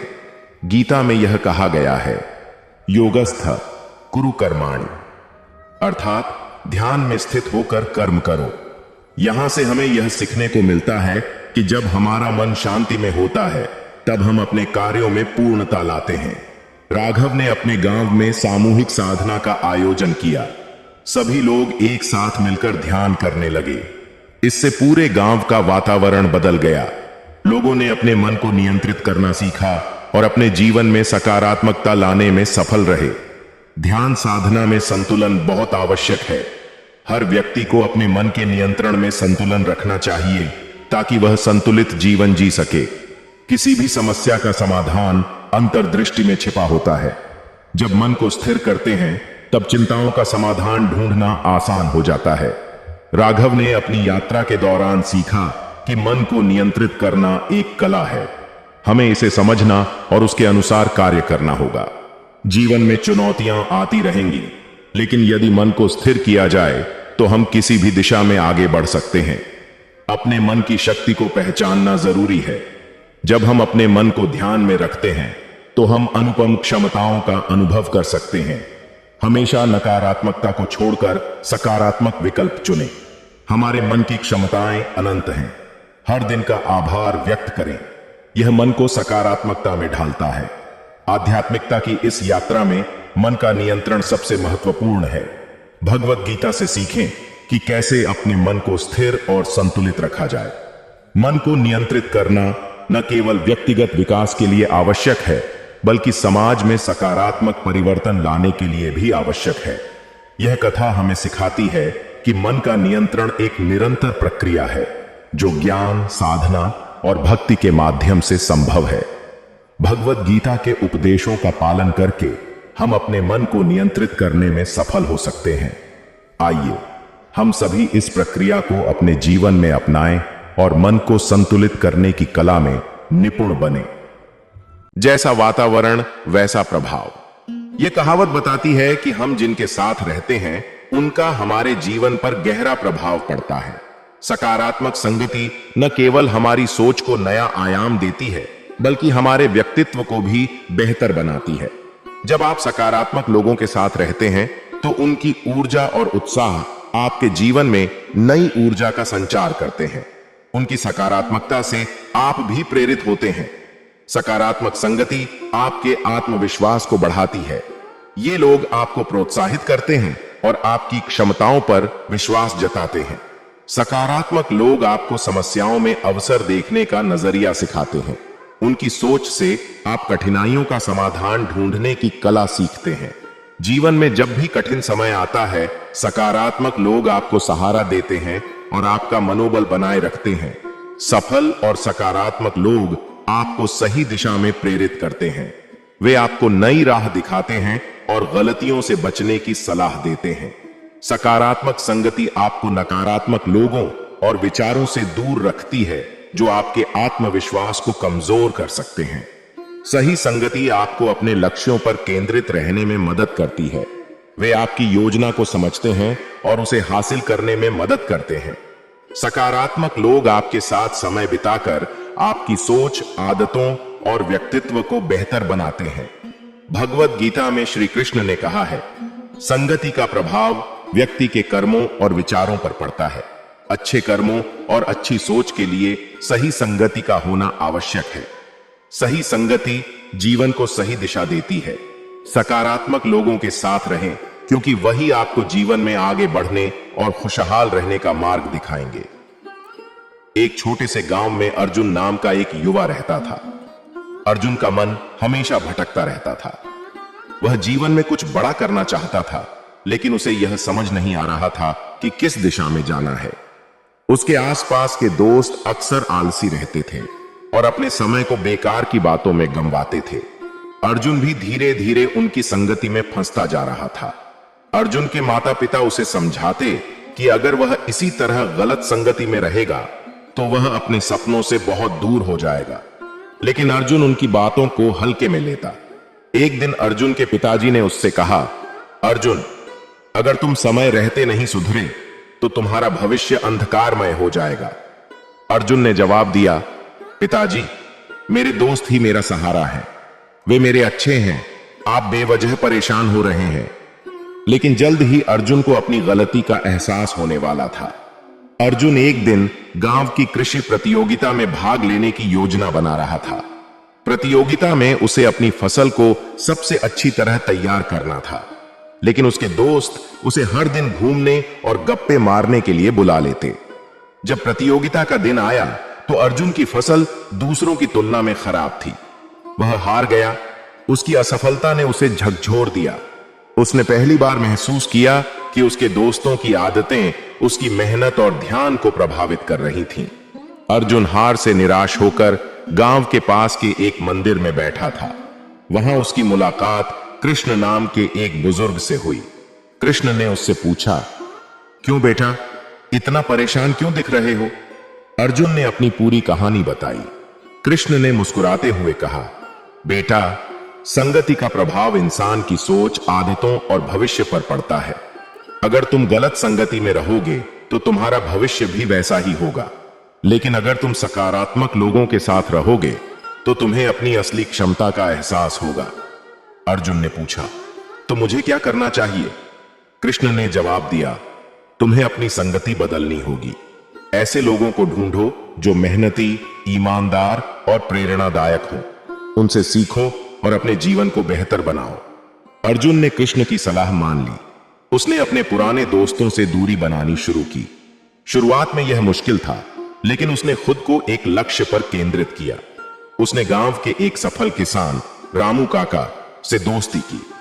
रामू काका न केवल मेहनती थे, बल्कि उन्होंने अर्जुन को खेती के हर पहलू में मार्गदर्शन दिया। धीरे धीरे अर्जुन का जीवन बदलने लगा।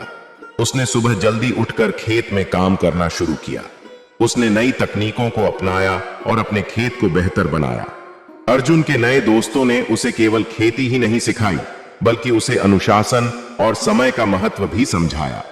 वह अब अपने समय का सही उपयोग करने लगा। उसने महसूस किया कि सकारात्मक संगति ने उसकी सोच, आदतों और जीवन को पूरी तरह बदल दिया है। अगले साल फिर से कृषि प्रतियोगिता का आयोजन हुआ। अर्जुन ने इस बार पूरी तैयारी की थी। उसकी मेहनत और सकारात्मक संगति का नतीजा यह हुआ कि उसकी फसल पूरे गांव में सबसे अच्छी थी। उसने प्रतियोगिता में पहला स्थान प्राप्त किया। उसके माता पिता की आंखों में खुशी के आंसू थे। उन्होंने कहा, बेटा, हमें तुम पर गर्व है। यह सब तुम्हारी मेहनत और सही संगति का परिणाम है। अर्जुन ने गांव के युवाओं को संबोधित करते हुए कहा, संगति का हमारे जीवन पर बहुत गहरा प्रभाव पड़ता है। अगर हम सही लोगों के साथ रहते हैं तो हमारा जीवन सफल और खुशहाल बनता है, लेकिन अगर हम गलत संगति में फंसते हैं तो हमारी मेहनत और सपने दोनों बर्बाद हो सकते हैं। इस कहानी से हमें यह सीख मिलती है कि सकारात्मक संगति जीवन को एक नई दिशा दे सकती है। सही लोगों के साथ रहने से न केवल आपका व्यक्तित्व निखरता है, बल्कि आपके सपने भी सच हो सकते हैं। सही संगति, सही सोच और सही प्रयास, यही सफलता की कुंजी है। जब आप सकारात्मक लोगों के साथ समय बिताते हैं तो उनकी सोच और ऊर्जा आपको प्रेरित करती है। यह आपके मनोबल को बढ़ाने और आत्मविश्वास को मजबूत करने में मदद करती है। नकारात्मक लोग आपके आत्मविश्वास को कम कर सकते हैं और निर्णयों को प्रभावित कर सकते हैं। सकारात्मक संगति आपको इन प्रभावों से बचाती है। सकारात्मक लोग नई सोच और नए दृष्टिकोण साझा करते हैं, जिससे आप अपने जीवन को अलग नजरिए से देख पाते हैं। सकारात्मक लोग आपको स्वस्थ प्रतिस्पर्धा और प्रगति के लिए प्रेरित करते हैं, न कि ईर्ष्या और तुलना के लिए। अच्छे मित्र और संगति आपको आपके लक्ष्यों के प्रति प्रेरित करते हैं और मुश्किल समय में आपको सहारा देते हैं। सकारात्मक लोग आपके साथ भावनात्मक रूप से जुड़े रहते हैं। वे आपकी परेशानियों को सुनते हैं और आपका हौसला बढ़ाते हैं। अच्छी संगति आपको नैतिक रूप से सही निर्णय लेने में मदद करती है और गलत रास्तों से बचाती है। सकारात्मक संगति आपके सामाजिक संबंधों को मजबूत बनाती है और आपको नए अवसरों तक पहुंचने में मदद करती है। सकारात्मक लोग आपके विकास में रुचि रखते हैं और आपकी व्यक्तिगत और पेशेवर प्रगति में योगदान देते हैं। सकारात्मक लोगों के साथ समय बिताने से मानसिक शांति मिलती है और जीवन में खुशी बढ़ती है। संगति का प्रभाव गहरा होता है। यदि आप सकारात्मक लोगों के साथ रहेंगे तो आपका जीवन सकारात्मक दिशा में आगे बढ़ेगा। पुरानी किताब की। एक दिन एक बच्चा अपने घर की पुरानी किताबों की अलमारी से एक पुरानी किताब निकालता है। किताब में एक रहस्यमय नक्शा होता है जो उसे खजाने की ओर ले जाता है।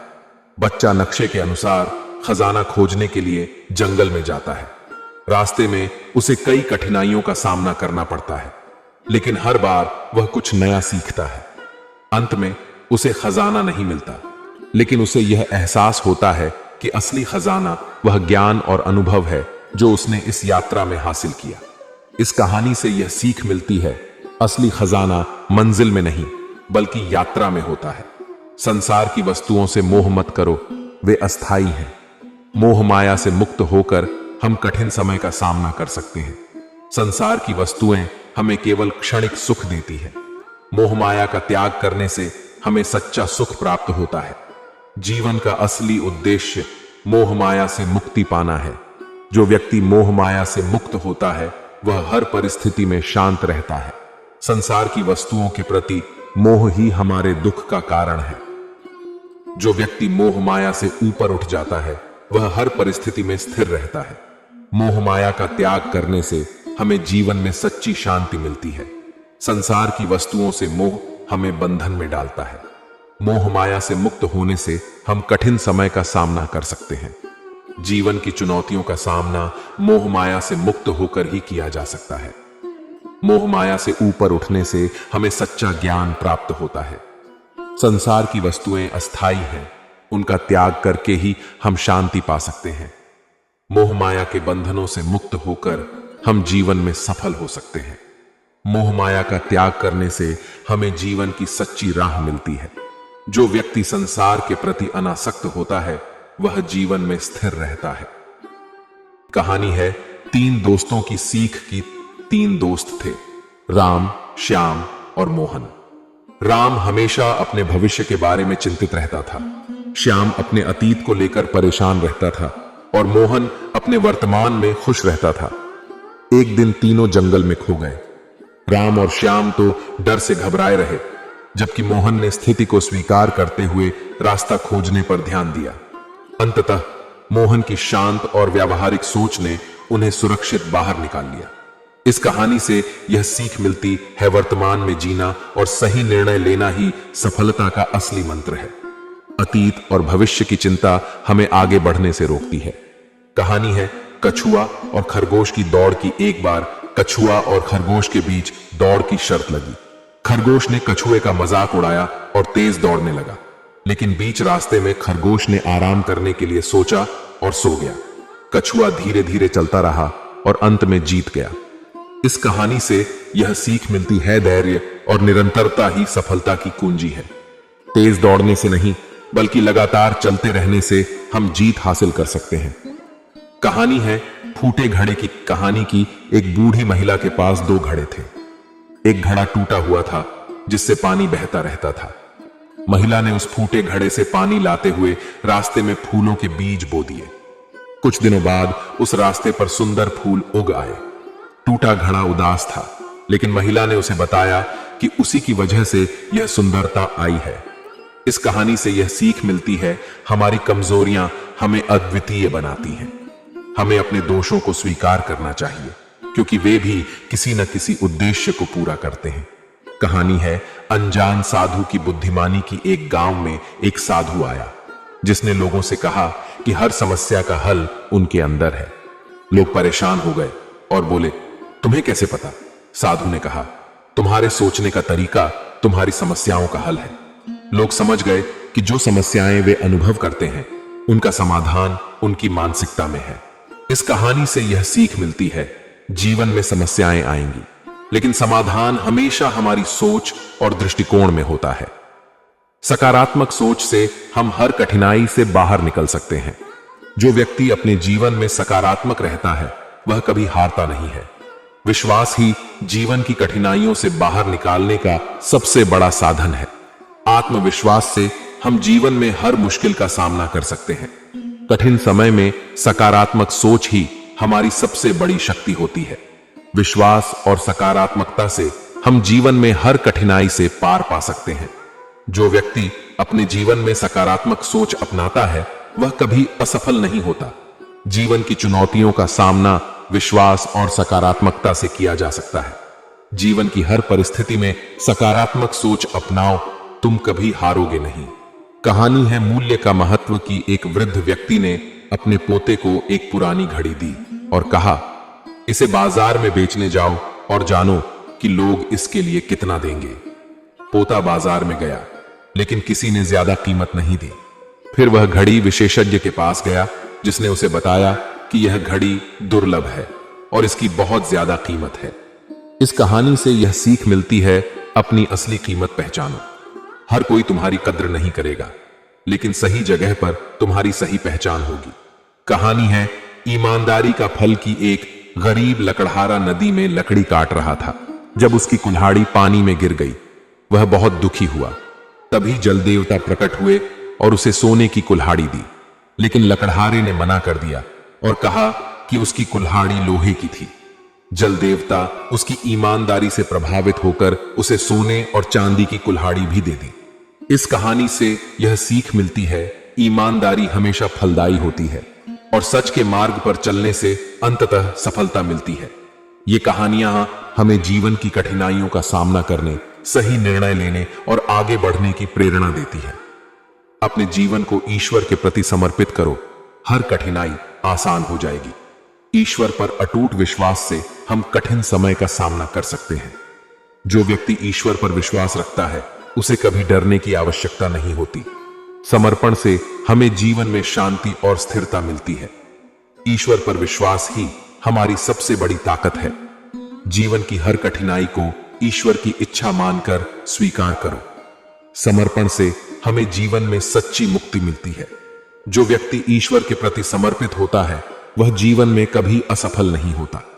कठिनाइयों का सामना करने का सबसे बड़ा साधन ईश्वर पर विश्वास है। जीवन की हर चुनौती को ईश्वर की कृपा मानकर स्वीकार करो। ईश्वर पर अटूट विश्वास रखो, हर मुश्किल आसान हो जाएगी। जो व्यक्ति ईश्वर पर विश्वास करता है, उसे किसी भी परिस्थिति से डरने की जरूरत नहीं। समर्पण से हमें जीवन में शांति और स्थिरता मिलती है। ईश्वर की शरण में जाने से हर कठिनाई दूर हो जाती है। ईश्वर पर विश्वास ही हमारी सबसे बड़ी ताकत है। जीवन की हर कठिनाई को ईश्वर की इच्छा मानकर स्वीकार करो। जो व्यक्ति अपने जीवन को ईश्वर के प्रति समर्पित करता है, उसे कभी असफलता का सामना नहीं करना पड़ता। समर्पण और ईश्वर पर अटूट विश्वास से हम जीवन की हर कठिनाई से बाहर निकल सकते हैं। भगवत गीता हमें यह सिखाती है कि जीवन में कठिन समय का सामना धैर्य, संयम, कर्म और ईश्वर पर विश्वास से किया जा सकता है। हमें अपने कर्तव्यों का पालन निस्वार्थ भाव से करना चाहिए, फल की चिंता किए बिना। मोह माया का त्याग और आत्मज्ञान प्राप्त करने से ही हम सच्ची शांति और मुक्ति पा सकते हैं। खुद को इतना बदल लो कि दुनिया देखते रह जाए। ये कहानी है राघव की, जो एक छोटे से गांव में रहता था। राघव का जीवन काफी सामान्य था, लेकिन उसकी सोच और आत्मविश्वास ने उसे एक अलग मुकाम पर पहुंचा दिया। तो चलिए जानते हैं उसकी कहानी। राघव एक साधारण किसान था। वह हर दिन खेतों में काम करता, लेकिन उसकी आंखों में सपने थे। गांव के लोग उसे अक्सर ताना मारते, अरे राघव, तुम्हारे ये बड़े बड़े सपने किसी काम के नहीं, अपने काम से काम रखो। राघव हर बार चुपचाप सुन लेता, लेकिन उसके मन में एक आग जल रही थी। वह जानता था कि उसे खुद को साबित करना है। एक दिन राघव के गांव में एक साधु महाराज आए। उन्होंने गांव में प्रवचन दिया और भगवत गीता का एक श्लोक सुनाया, उद्रेदात्मनात्मानम नात्मानम वसादयेत। इसका अर्थ है कि अपने आप को ऊपर उठाओ और कभी खुद को कमजोर मत समझो। राघव को लगा जैसे ये शब्द सीधे उसके लिए थे। वह साधु के पास गया और कहा, महाराज, मैं अपनी जिंदगी में कुछ बड़ा करना चाहता हूं, लेकिन मुझे नहीं पता कि शुरुआत कहां से करूं। साधु ने मुस्कुराते हुए कहा, पहली चीज, खुद को पहचानो, अपनी ताकत और कमजोरियों को समझो। जब तुम खुद को बदलने लगोगे तो पूरी दुनिया तुम्हारी ओर देखने लगेगी। राघव ने उसी दिन से ठान लिया कि वह खुद को बदलेगा। उसने सबसे पहले अपने समय का सदुपयोग करना सीखा। सुबह जल्दी उठना, ध्यान करना और हर दिन कुछ नया सीखना उसकी दिनचर्या बन गई। गांव के लोग उसका मजाक उड़ाते रहे, लेकिन वह अपने काम में लगा रहा। उसने खेती में नई तकनीकों का उपयोग करना शुरू किया। उसने किताबें पढ़नी शुरू की और दूसरे किसानों के लिए एक उदाहरण बन गया। राघव के रास्ते में कई कठिनाइयां आईं। कुछ फसलें खराब हो गईं, पैसे की कमी हुई, लेकिन उसने कभी हार नहीं मानी। वह गीता के उस श्लोक को याद करता, कर्मण्येवाधिकारस्ते मां फलेषु कदाचन। वह जानता था कि अगर वह मेहनत करेगा तो सफलता निश्चित है। कुछ सालों बाद राघव का नाम पूरे जिले में मशहूर हो गया। उसने अपनी मेहनत और दृढ़ता से अपनी पहचान बनाई। अब वही लोग जो उसे ताने मारते थे, उसकी तारीफ करने लगे। गांव के एक बुजुर्ग ने कहा, राघव, तुमने सच में खुद को इतना बदल लिया कि अब पूरी दुनिया तुम्हारी तरफ देख रही है। राघव ने मुस्कुराते हुए जवाब दिया, यह सब भगवान कृष्ण के उपदेश और मेरे निरंतर प्रयासों का नतीजा है। दोस्तों, राघव की कहानी हमें यही सिखाती है कि जब आप खुद को पहचानते हैं, मेहनत करते हैं और अपने समय का सही उपयोग करते हैं, तो आप असंभव को भी संभव बना सकते हैं। खुद को इतना बदलो कि दुनिया आपको देखकर प्रेरणा ले। तो आज से ही अपने जीवन में बदलाव लाएं। खुद पर विश्वास करें, कर्म करें और सफलता को अपना साथी बनाएं। खुद को इतना बदल लो कि दुनिया देखते रह जाए। क्या आपने कभी सोचा है कि अगर आप अपने जीवन में हर दिन कुछ बेहतर करें तो आप किस तरह का बदलाव ला सकते हैं? आज हम गीता के श्लोकों और कृष्ण के मार्गदर्शन से समझेंगे कि समय का सही उपयोग करके अपने जीवन को कैसे बदल सकते हैं। कृष्ण कहते हैं, उद्धरेदात्मनात्मानम नात्मानम वसादयेत। इसका अर्थ है कि व्यक्ति को अपने आत्म संस्कारों को पहचान कर खुद को उन्नति की ओर ले जाना चाहिए और कभी भी खुद को नकारात्मकता में नहीं धकेलना चाहिए। जब तक हम खुद को नहीं पहचानते तब तक हम अपनी ताकत और कमजोरियों का सही आकलन नहीं कर सकते। जीवन में सफलता के लिए यह आवश्यक है कि हम अपने गुणों, दोषों और कर्तव्यों को समझें। अर्जुन का उदाहरण लें। महाभारत युद्ध के समय जब अर्जुन ने अपने धर्म और कर्तव्य को लेकर संशय व्यक्त किया, तब कृष्ण ने उसे अपने आत्म संस्कार और कर्तव्य का बोध कराया। हर दिन आत्मविश्लेषण करें, अपनी कमजोरियों को सुधारें और अपनी ताकत को बढ़ावा दें।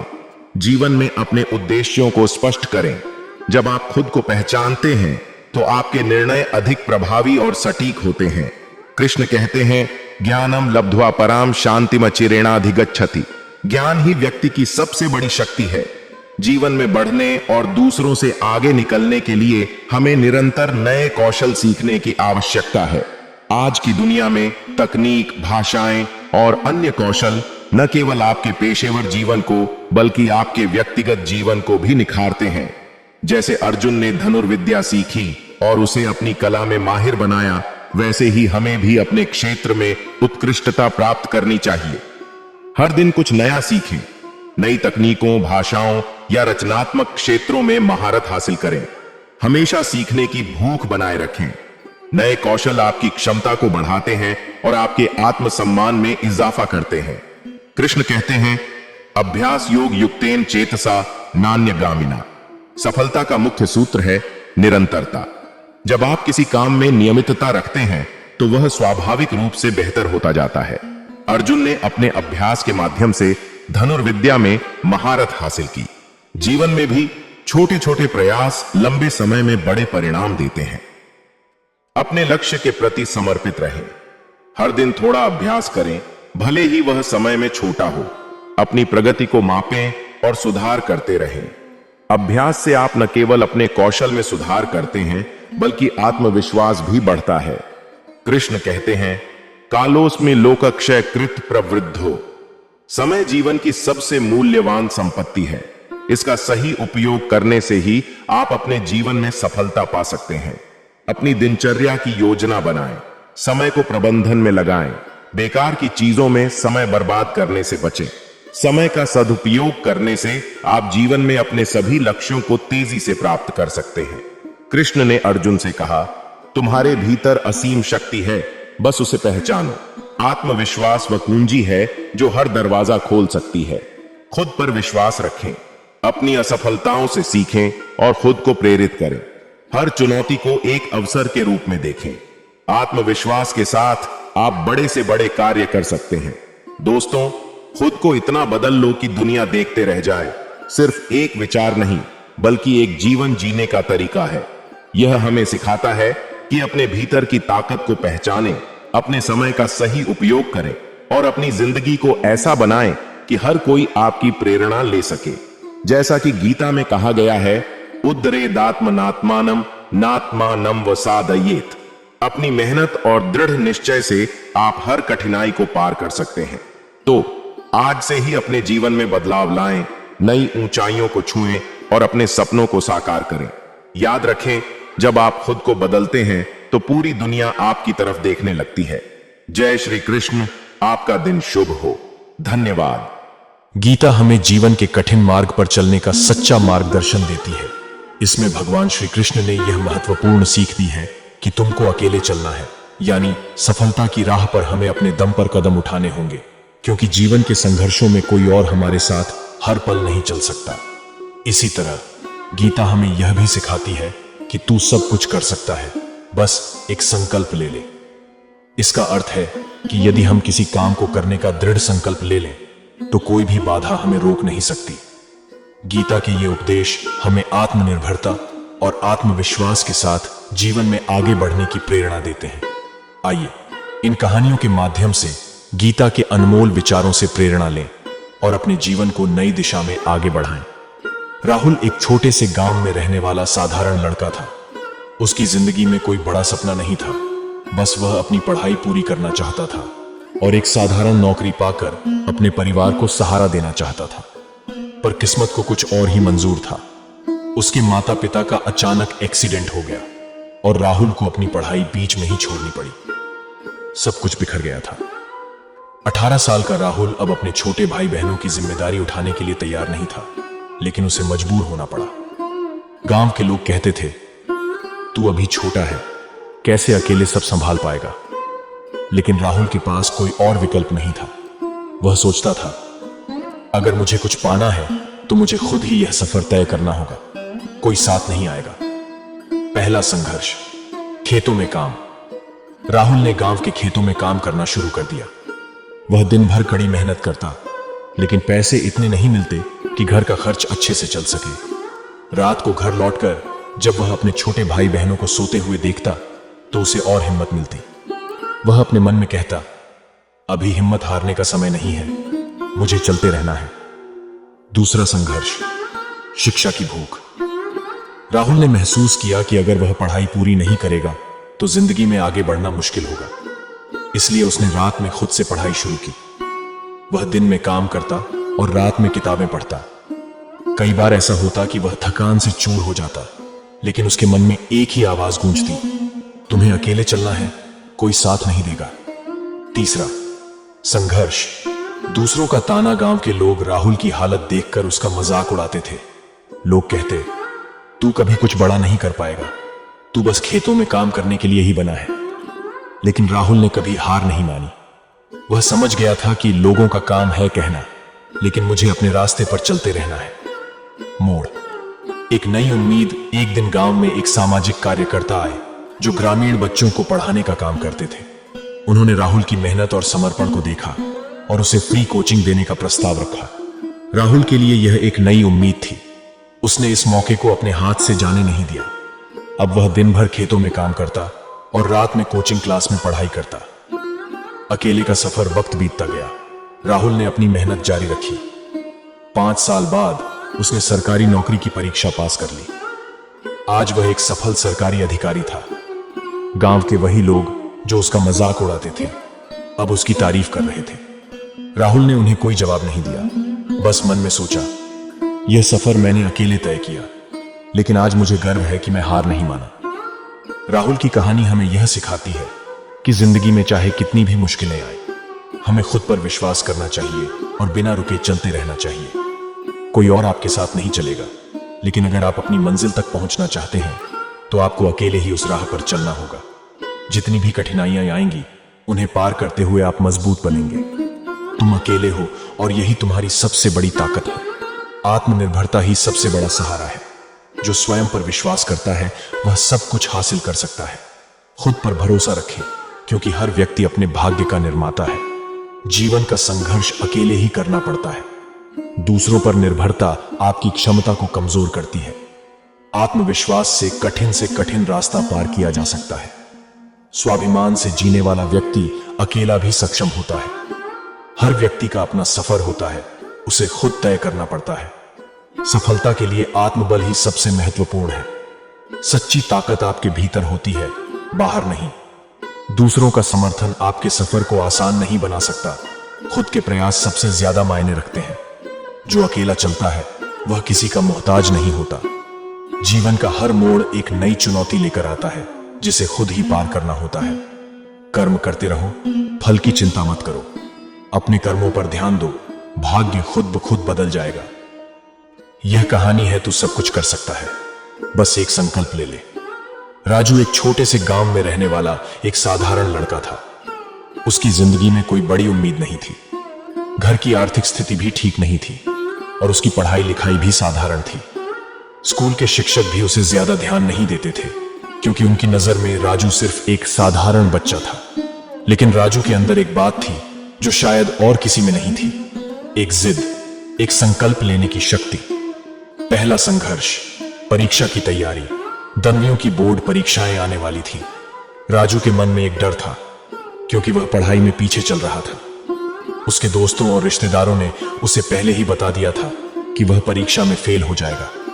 लेकिन एक दिन राजू के शिक्षक ने उसे बुलाया और कहा, राजू, तुम अगर ठान लो तो कुछ भी कर सकते हो। तुम में मेहनत करने की ताकत है, बस एक बार मन से संकल्प कर लो। यह सुनकर राजू के अंदर एक नई ऊर्जा जागी। उसने ठान लिया कि चाहे कुछ भी हो जाए, वह इस परीक्षा में सफल होगा। उसने अपने कमरे में बैठकर किताबें उठाईं और दिन रात मेहनत शुरू कर दी।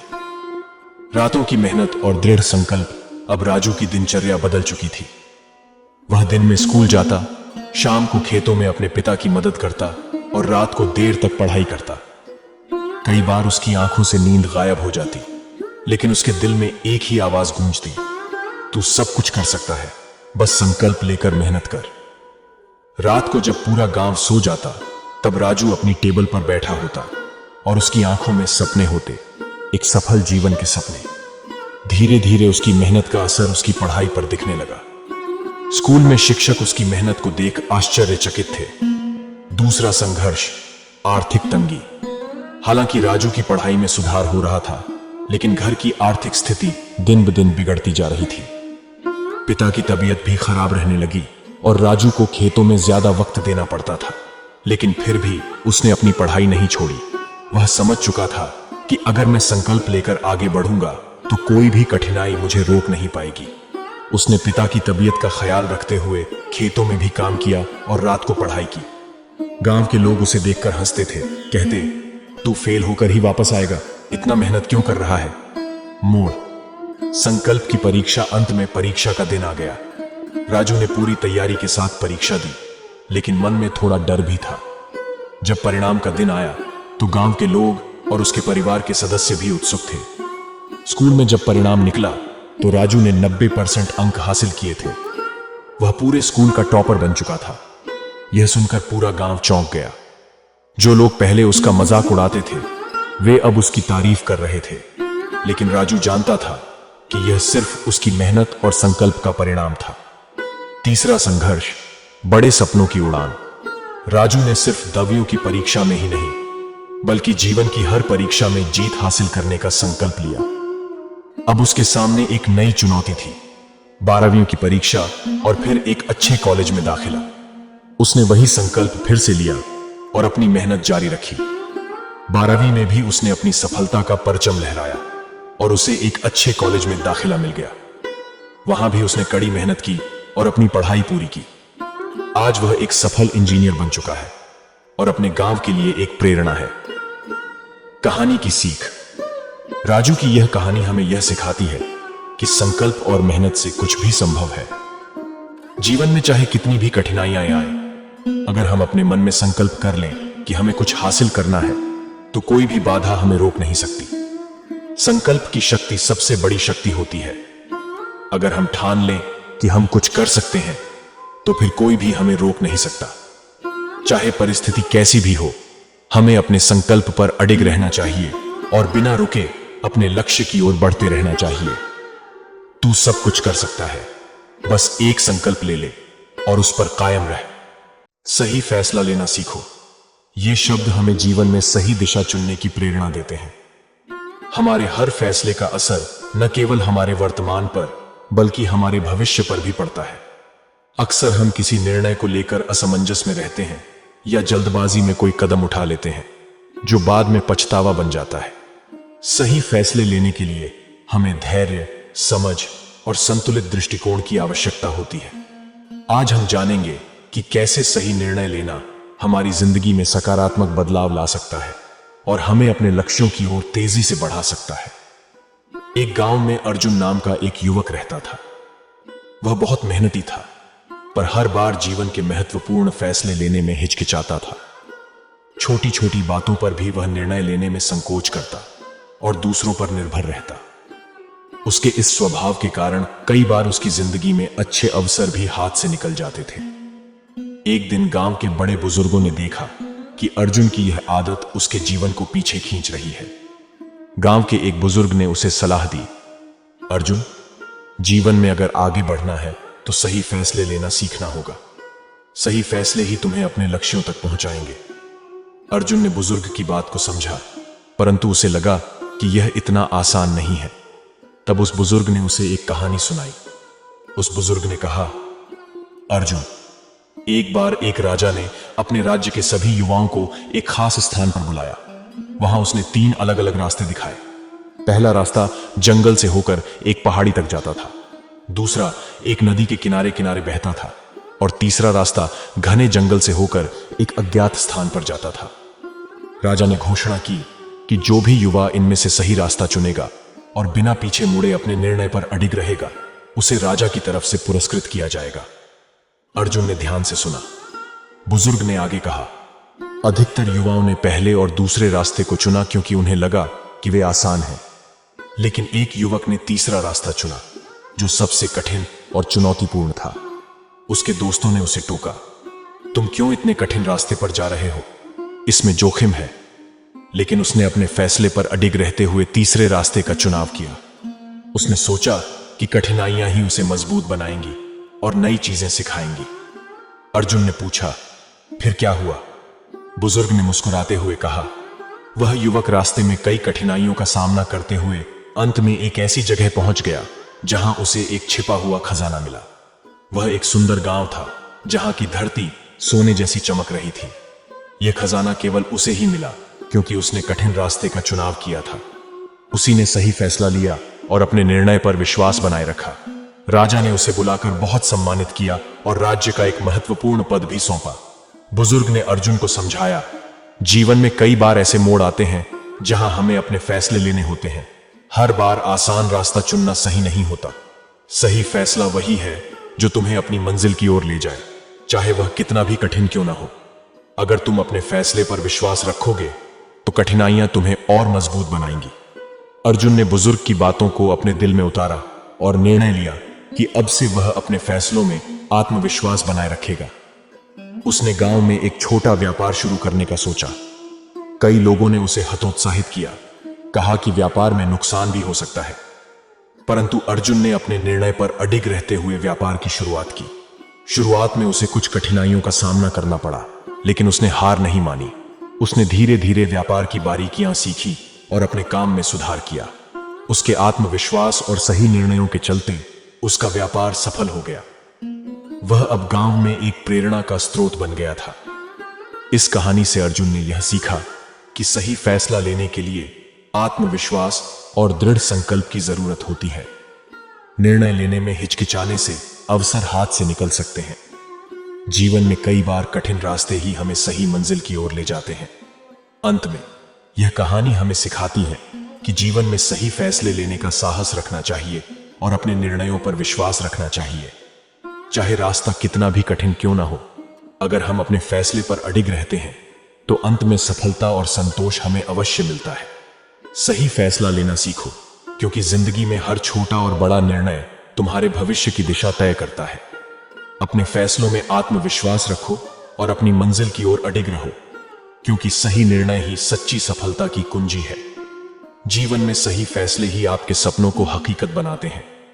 सही फैसले लेने से ही आत्मविश्वास और सफलता का मार्ग प्रशस्त होता है। निर्णय लेने से मत डरे। सही फैसले आपके व्यक्तित्व को मजबूत बनाते हैं। सही फैसला लेना सीखो, क्योंकि गलत फैसले का खामियाजा पूरी जिंदगी भुगतना पड़ता है।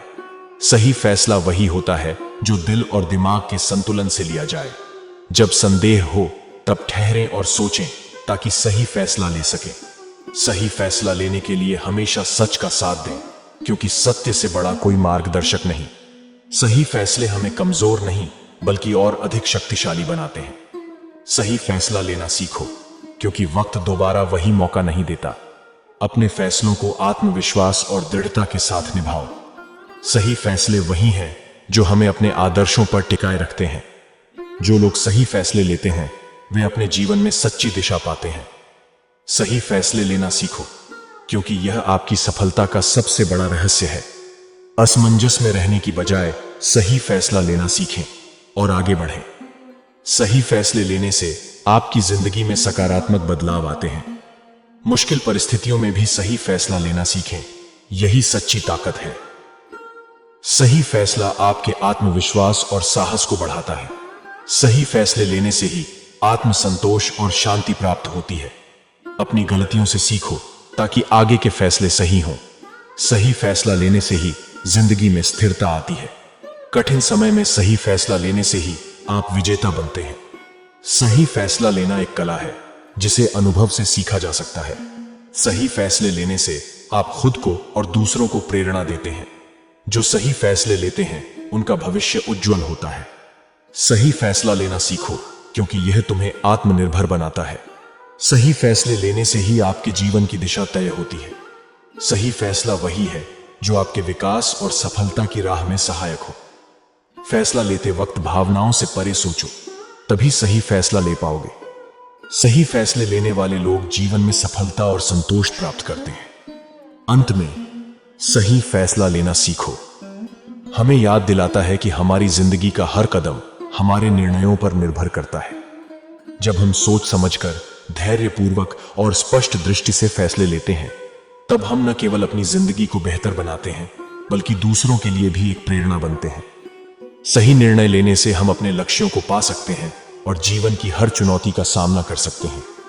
तो चलिए, आज से हम अपने फैसलों में परिपक्वता और समझदारी लाएं, ताकि हमारा हर निर्णय हमें सफलता और संतोष की ओर ले जाए। भगवद गीता के 30 विचार जो हमारी जिंदगी बदल देंगे। स्वयं पर भरोसा रखें। किसी भी कार्य में सफलता के लिए सबसे पहले खुद पर विश्वास जरूरी है। कर्म करते रहें, फल की चिंता न करें। गीता कहती है कि बस कर्म करते रहो, फल की इच्छा न करो। अहंकार छोड़ो। अहंकार ही इंसान के पतन का कारण बनता है। इससे दूर रहना चाहिए। धैर्य रखो। समय चाहे जैसा भी हो, धैर्य से काम लो। मन की शांति सबसे बड़ी है। बाहरी सुख से अधिक महत्वपूर्ण है मन की शांति। सच्चे बने रहें। सत्य ही हमारा सबसे बड़ा साथी है। सभी का सम्मान करें। दूसरों के प्रति आदर और सम्मान का भाव रखें। गुरु का मार्गदर्शन आवश्यक है। सही दिशा में चलने के लिए गुरु का मार्गदर्शन बेहद जरूरी है। वर्तमान में जियो। वर्तमान में रहना और इसे पूर्ण रूप से जीना ही जीवन का सार है। स्वार्थ छोड़ें। जीवन में निस्वार्थ भाव से कार्य करें। माया के जाल में न फंसे। सब कुछ नाशवान है, इसलिए मोह से दूर रहें। निर्भय रहें। भय को मन से दूर कर निडरता से हर कार्य करें। सच्ची भक्ति करें। भगवान पर सच्चा विश्वास रखें और सच्ची भक्ति करें। हर परिस्थिति में संतोष रखें। संतोष से ही शांति प्राप्त होती है। दुख हो खाक सुख जीवन का हिस्सा है। जैसे दिन और रात, वैसे ही सुख दुख आते रहते हैं। स्वयं को जानें। आत्म साक्षात्कार ही असली ज्ञान है। मन को नियंत्रित करें। मन को स्थिर रखकर ही हम सही निर्णय ले सकते हैं। दूसरों की भलाई करें। निस्वार्थ भाव से लोगों की मदद करें। समय की कद्र करें। समय अनमोल है, इसका सदुपयोग करें। आत्मनिर्भर बने। अपनी सफलता और विकास के लिए स्वयं पर निर्भर रहें। प्रकृति का सम्मान करें। प्रकृति से प्रेम करें और उसकी रक्षा करें। हर कार्य को भगवान का अर्पण समझें। कर्म को भक्ति भाव से करें। क्रोध पर नियंत्रण रखें। क्रोध से विनाश होता है। समर्पण का भाव रखें। हर कार्य को ईश्वर का समर्पण समझकर करें। दूसरों को क्षमा करें। क्षमा का भाव ही हमें बड़ा बनाता है। सहजता से जिए। जीवन को सरल और सादगी से जिए। भूतकाल में न जिए। बीते हुए कल के बारे में सोचकर अपना वर्तमान न खराब करें। अपनी गलतियों से सीखें। गलतियां हर इंसान से होती हैं, उनसे सीखना चाहिए। जीवन में संतुलन बनाए रखें। भौतिक और आध्यात्मिक जीवन में संतुलन बहुत जरूरी है। अपना ध्यान रखें। मन, शरीर और आत्मा की देखभाल करें। यही जीवन का आधार है। कहानी, छोटे कदम बड़ी सफलता। बहुत समय पहले की बात है। एक छोटे से गांव में मोहन नाम का एक गरीब किसान रहता था। उसकी जिंदगी संघर्षों से भरी थी। हर सुबह उठकर मोहन खेत में मेहनत करता, लेकिन फसल हमेशा अच्छी नहीं होती थी। कई बार सूखा पड़ जाता, कभी बारिश इतनी ज्यादा हो जाती कि फसलें बर्बाद हो जाती। हर साल नई समस्याएं उसके जीवन में आ जाती और मोहन निराश होने लगा। उसे लगने लगा कि मेहनत करने का कोई फायदा नहीं है। एक दिन वह एक पुराने साधु से मिला जो गांव के पास से गुजर रहे थे। साधु ने मोहन के चेहरे पर उदासी देखी और उससे पूछा, बेटा, क्या तुम्हारी समस्या है? मोहन ने जवाब दिया, बाबा, मैं हर दिन मेहनत करता हूं, लेकिन कभी कोई फल नहीं मिलता। कई बार सोचा है कि सब छोड़ दूं। ऐसा लगता है कि मेरी मेहनत बेकार जा रही है। साधु ने हंसते हुए कहा, बेटा, क्या तुम जानते हो, बांस का पेड़ और घास का पौधा एक ही समय पर बोए जाते हैं। घास तो कुछ ही दिनों में उग आती है, लेकिन बांस के पेड़ को उगने में सालों लग जाते हैं। बांस की जड़ें बहुत गहरी और मजबूत होती हैं और 5 साल बाद यह तेजी से बढ़ता है। साधु ने आगे कहा, तुम्हारी मेहनत भी ऐसे ही है। हो सकता है कि तुम्हें आज इसका फल न मिल रहा हो, लेकिन तुम्हारी मेहनत की जड़ें गहरी हो रही हैं। जब समय आएगा तो तुम्हारी मेहनत का फल जरूर मिलेगा। मोहन को साधु की बात समझ में आ गई। उसने अपने मन में ठान लिया कि अब वह हार नहीं मानेगा। हर दिन वह और मेहनत करने लगा, बिना किसी उम्मीद के। उसने अपने काम में मन लगाया और धीरे धीरे उसे अपने काम में मजा आने लगा।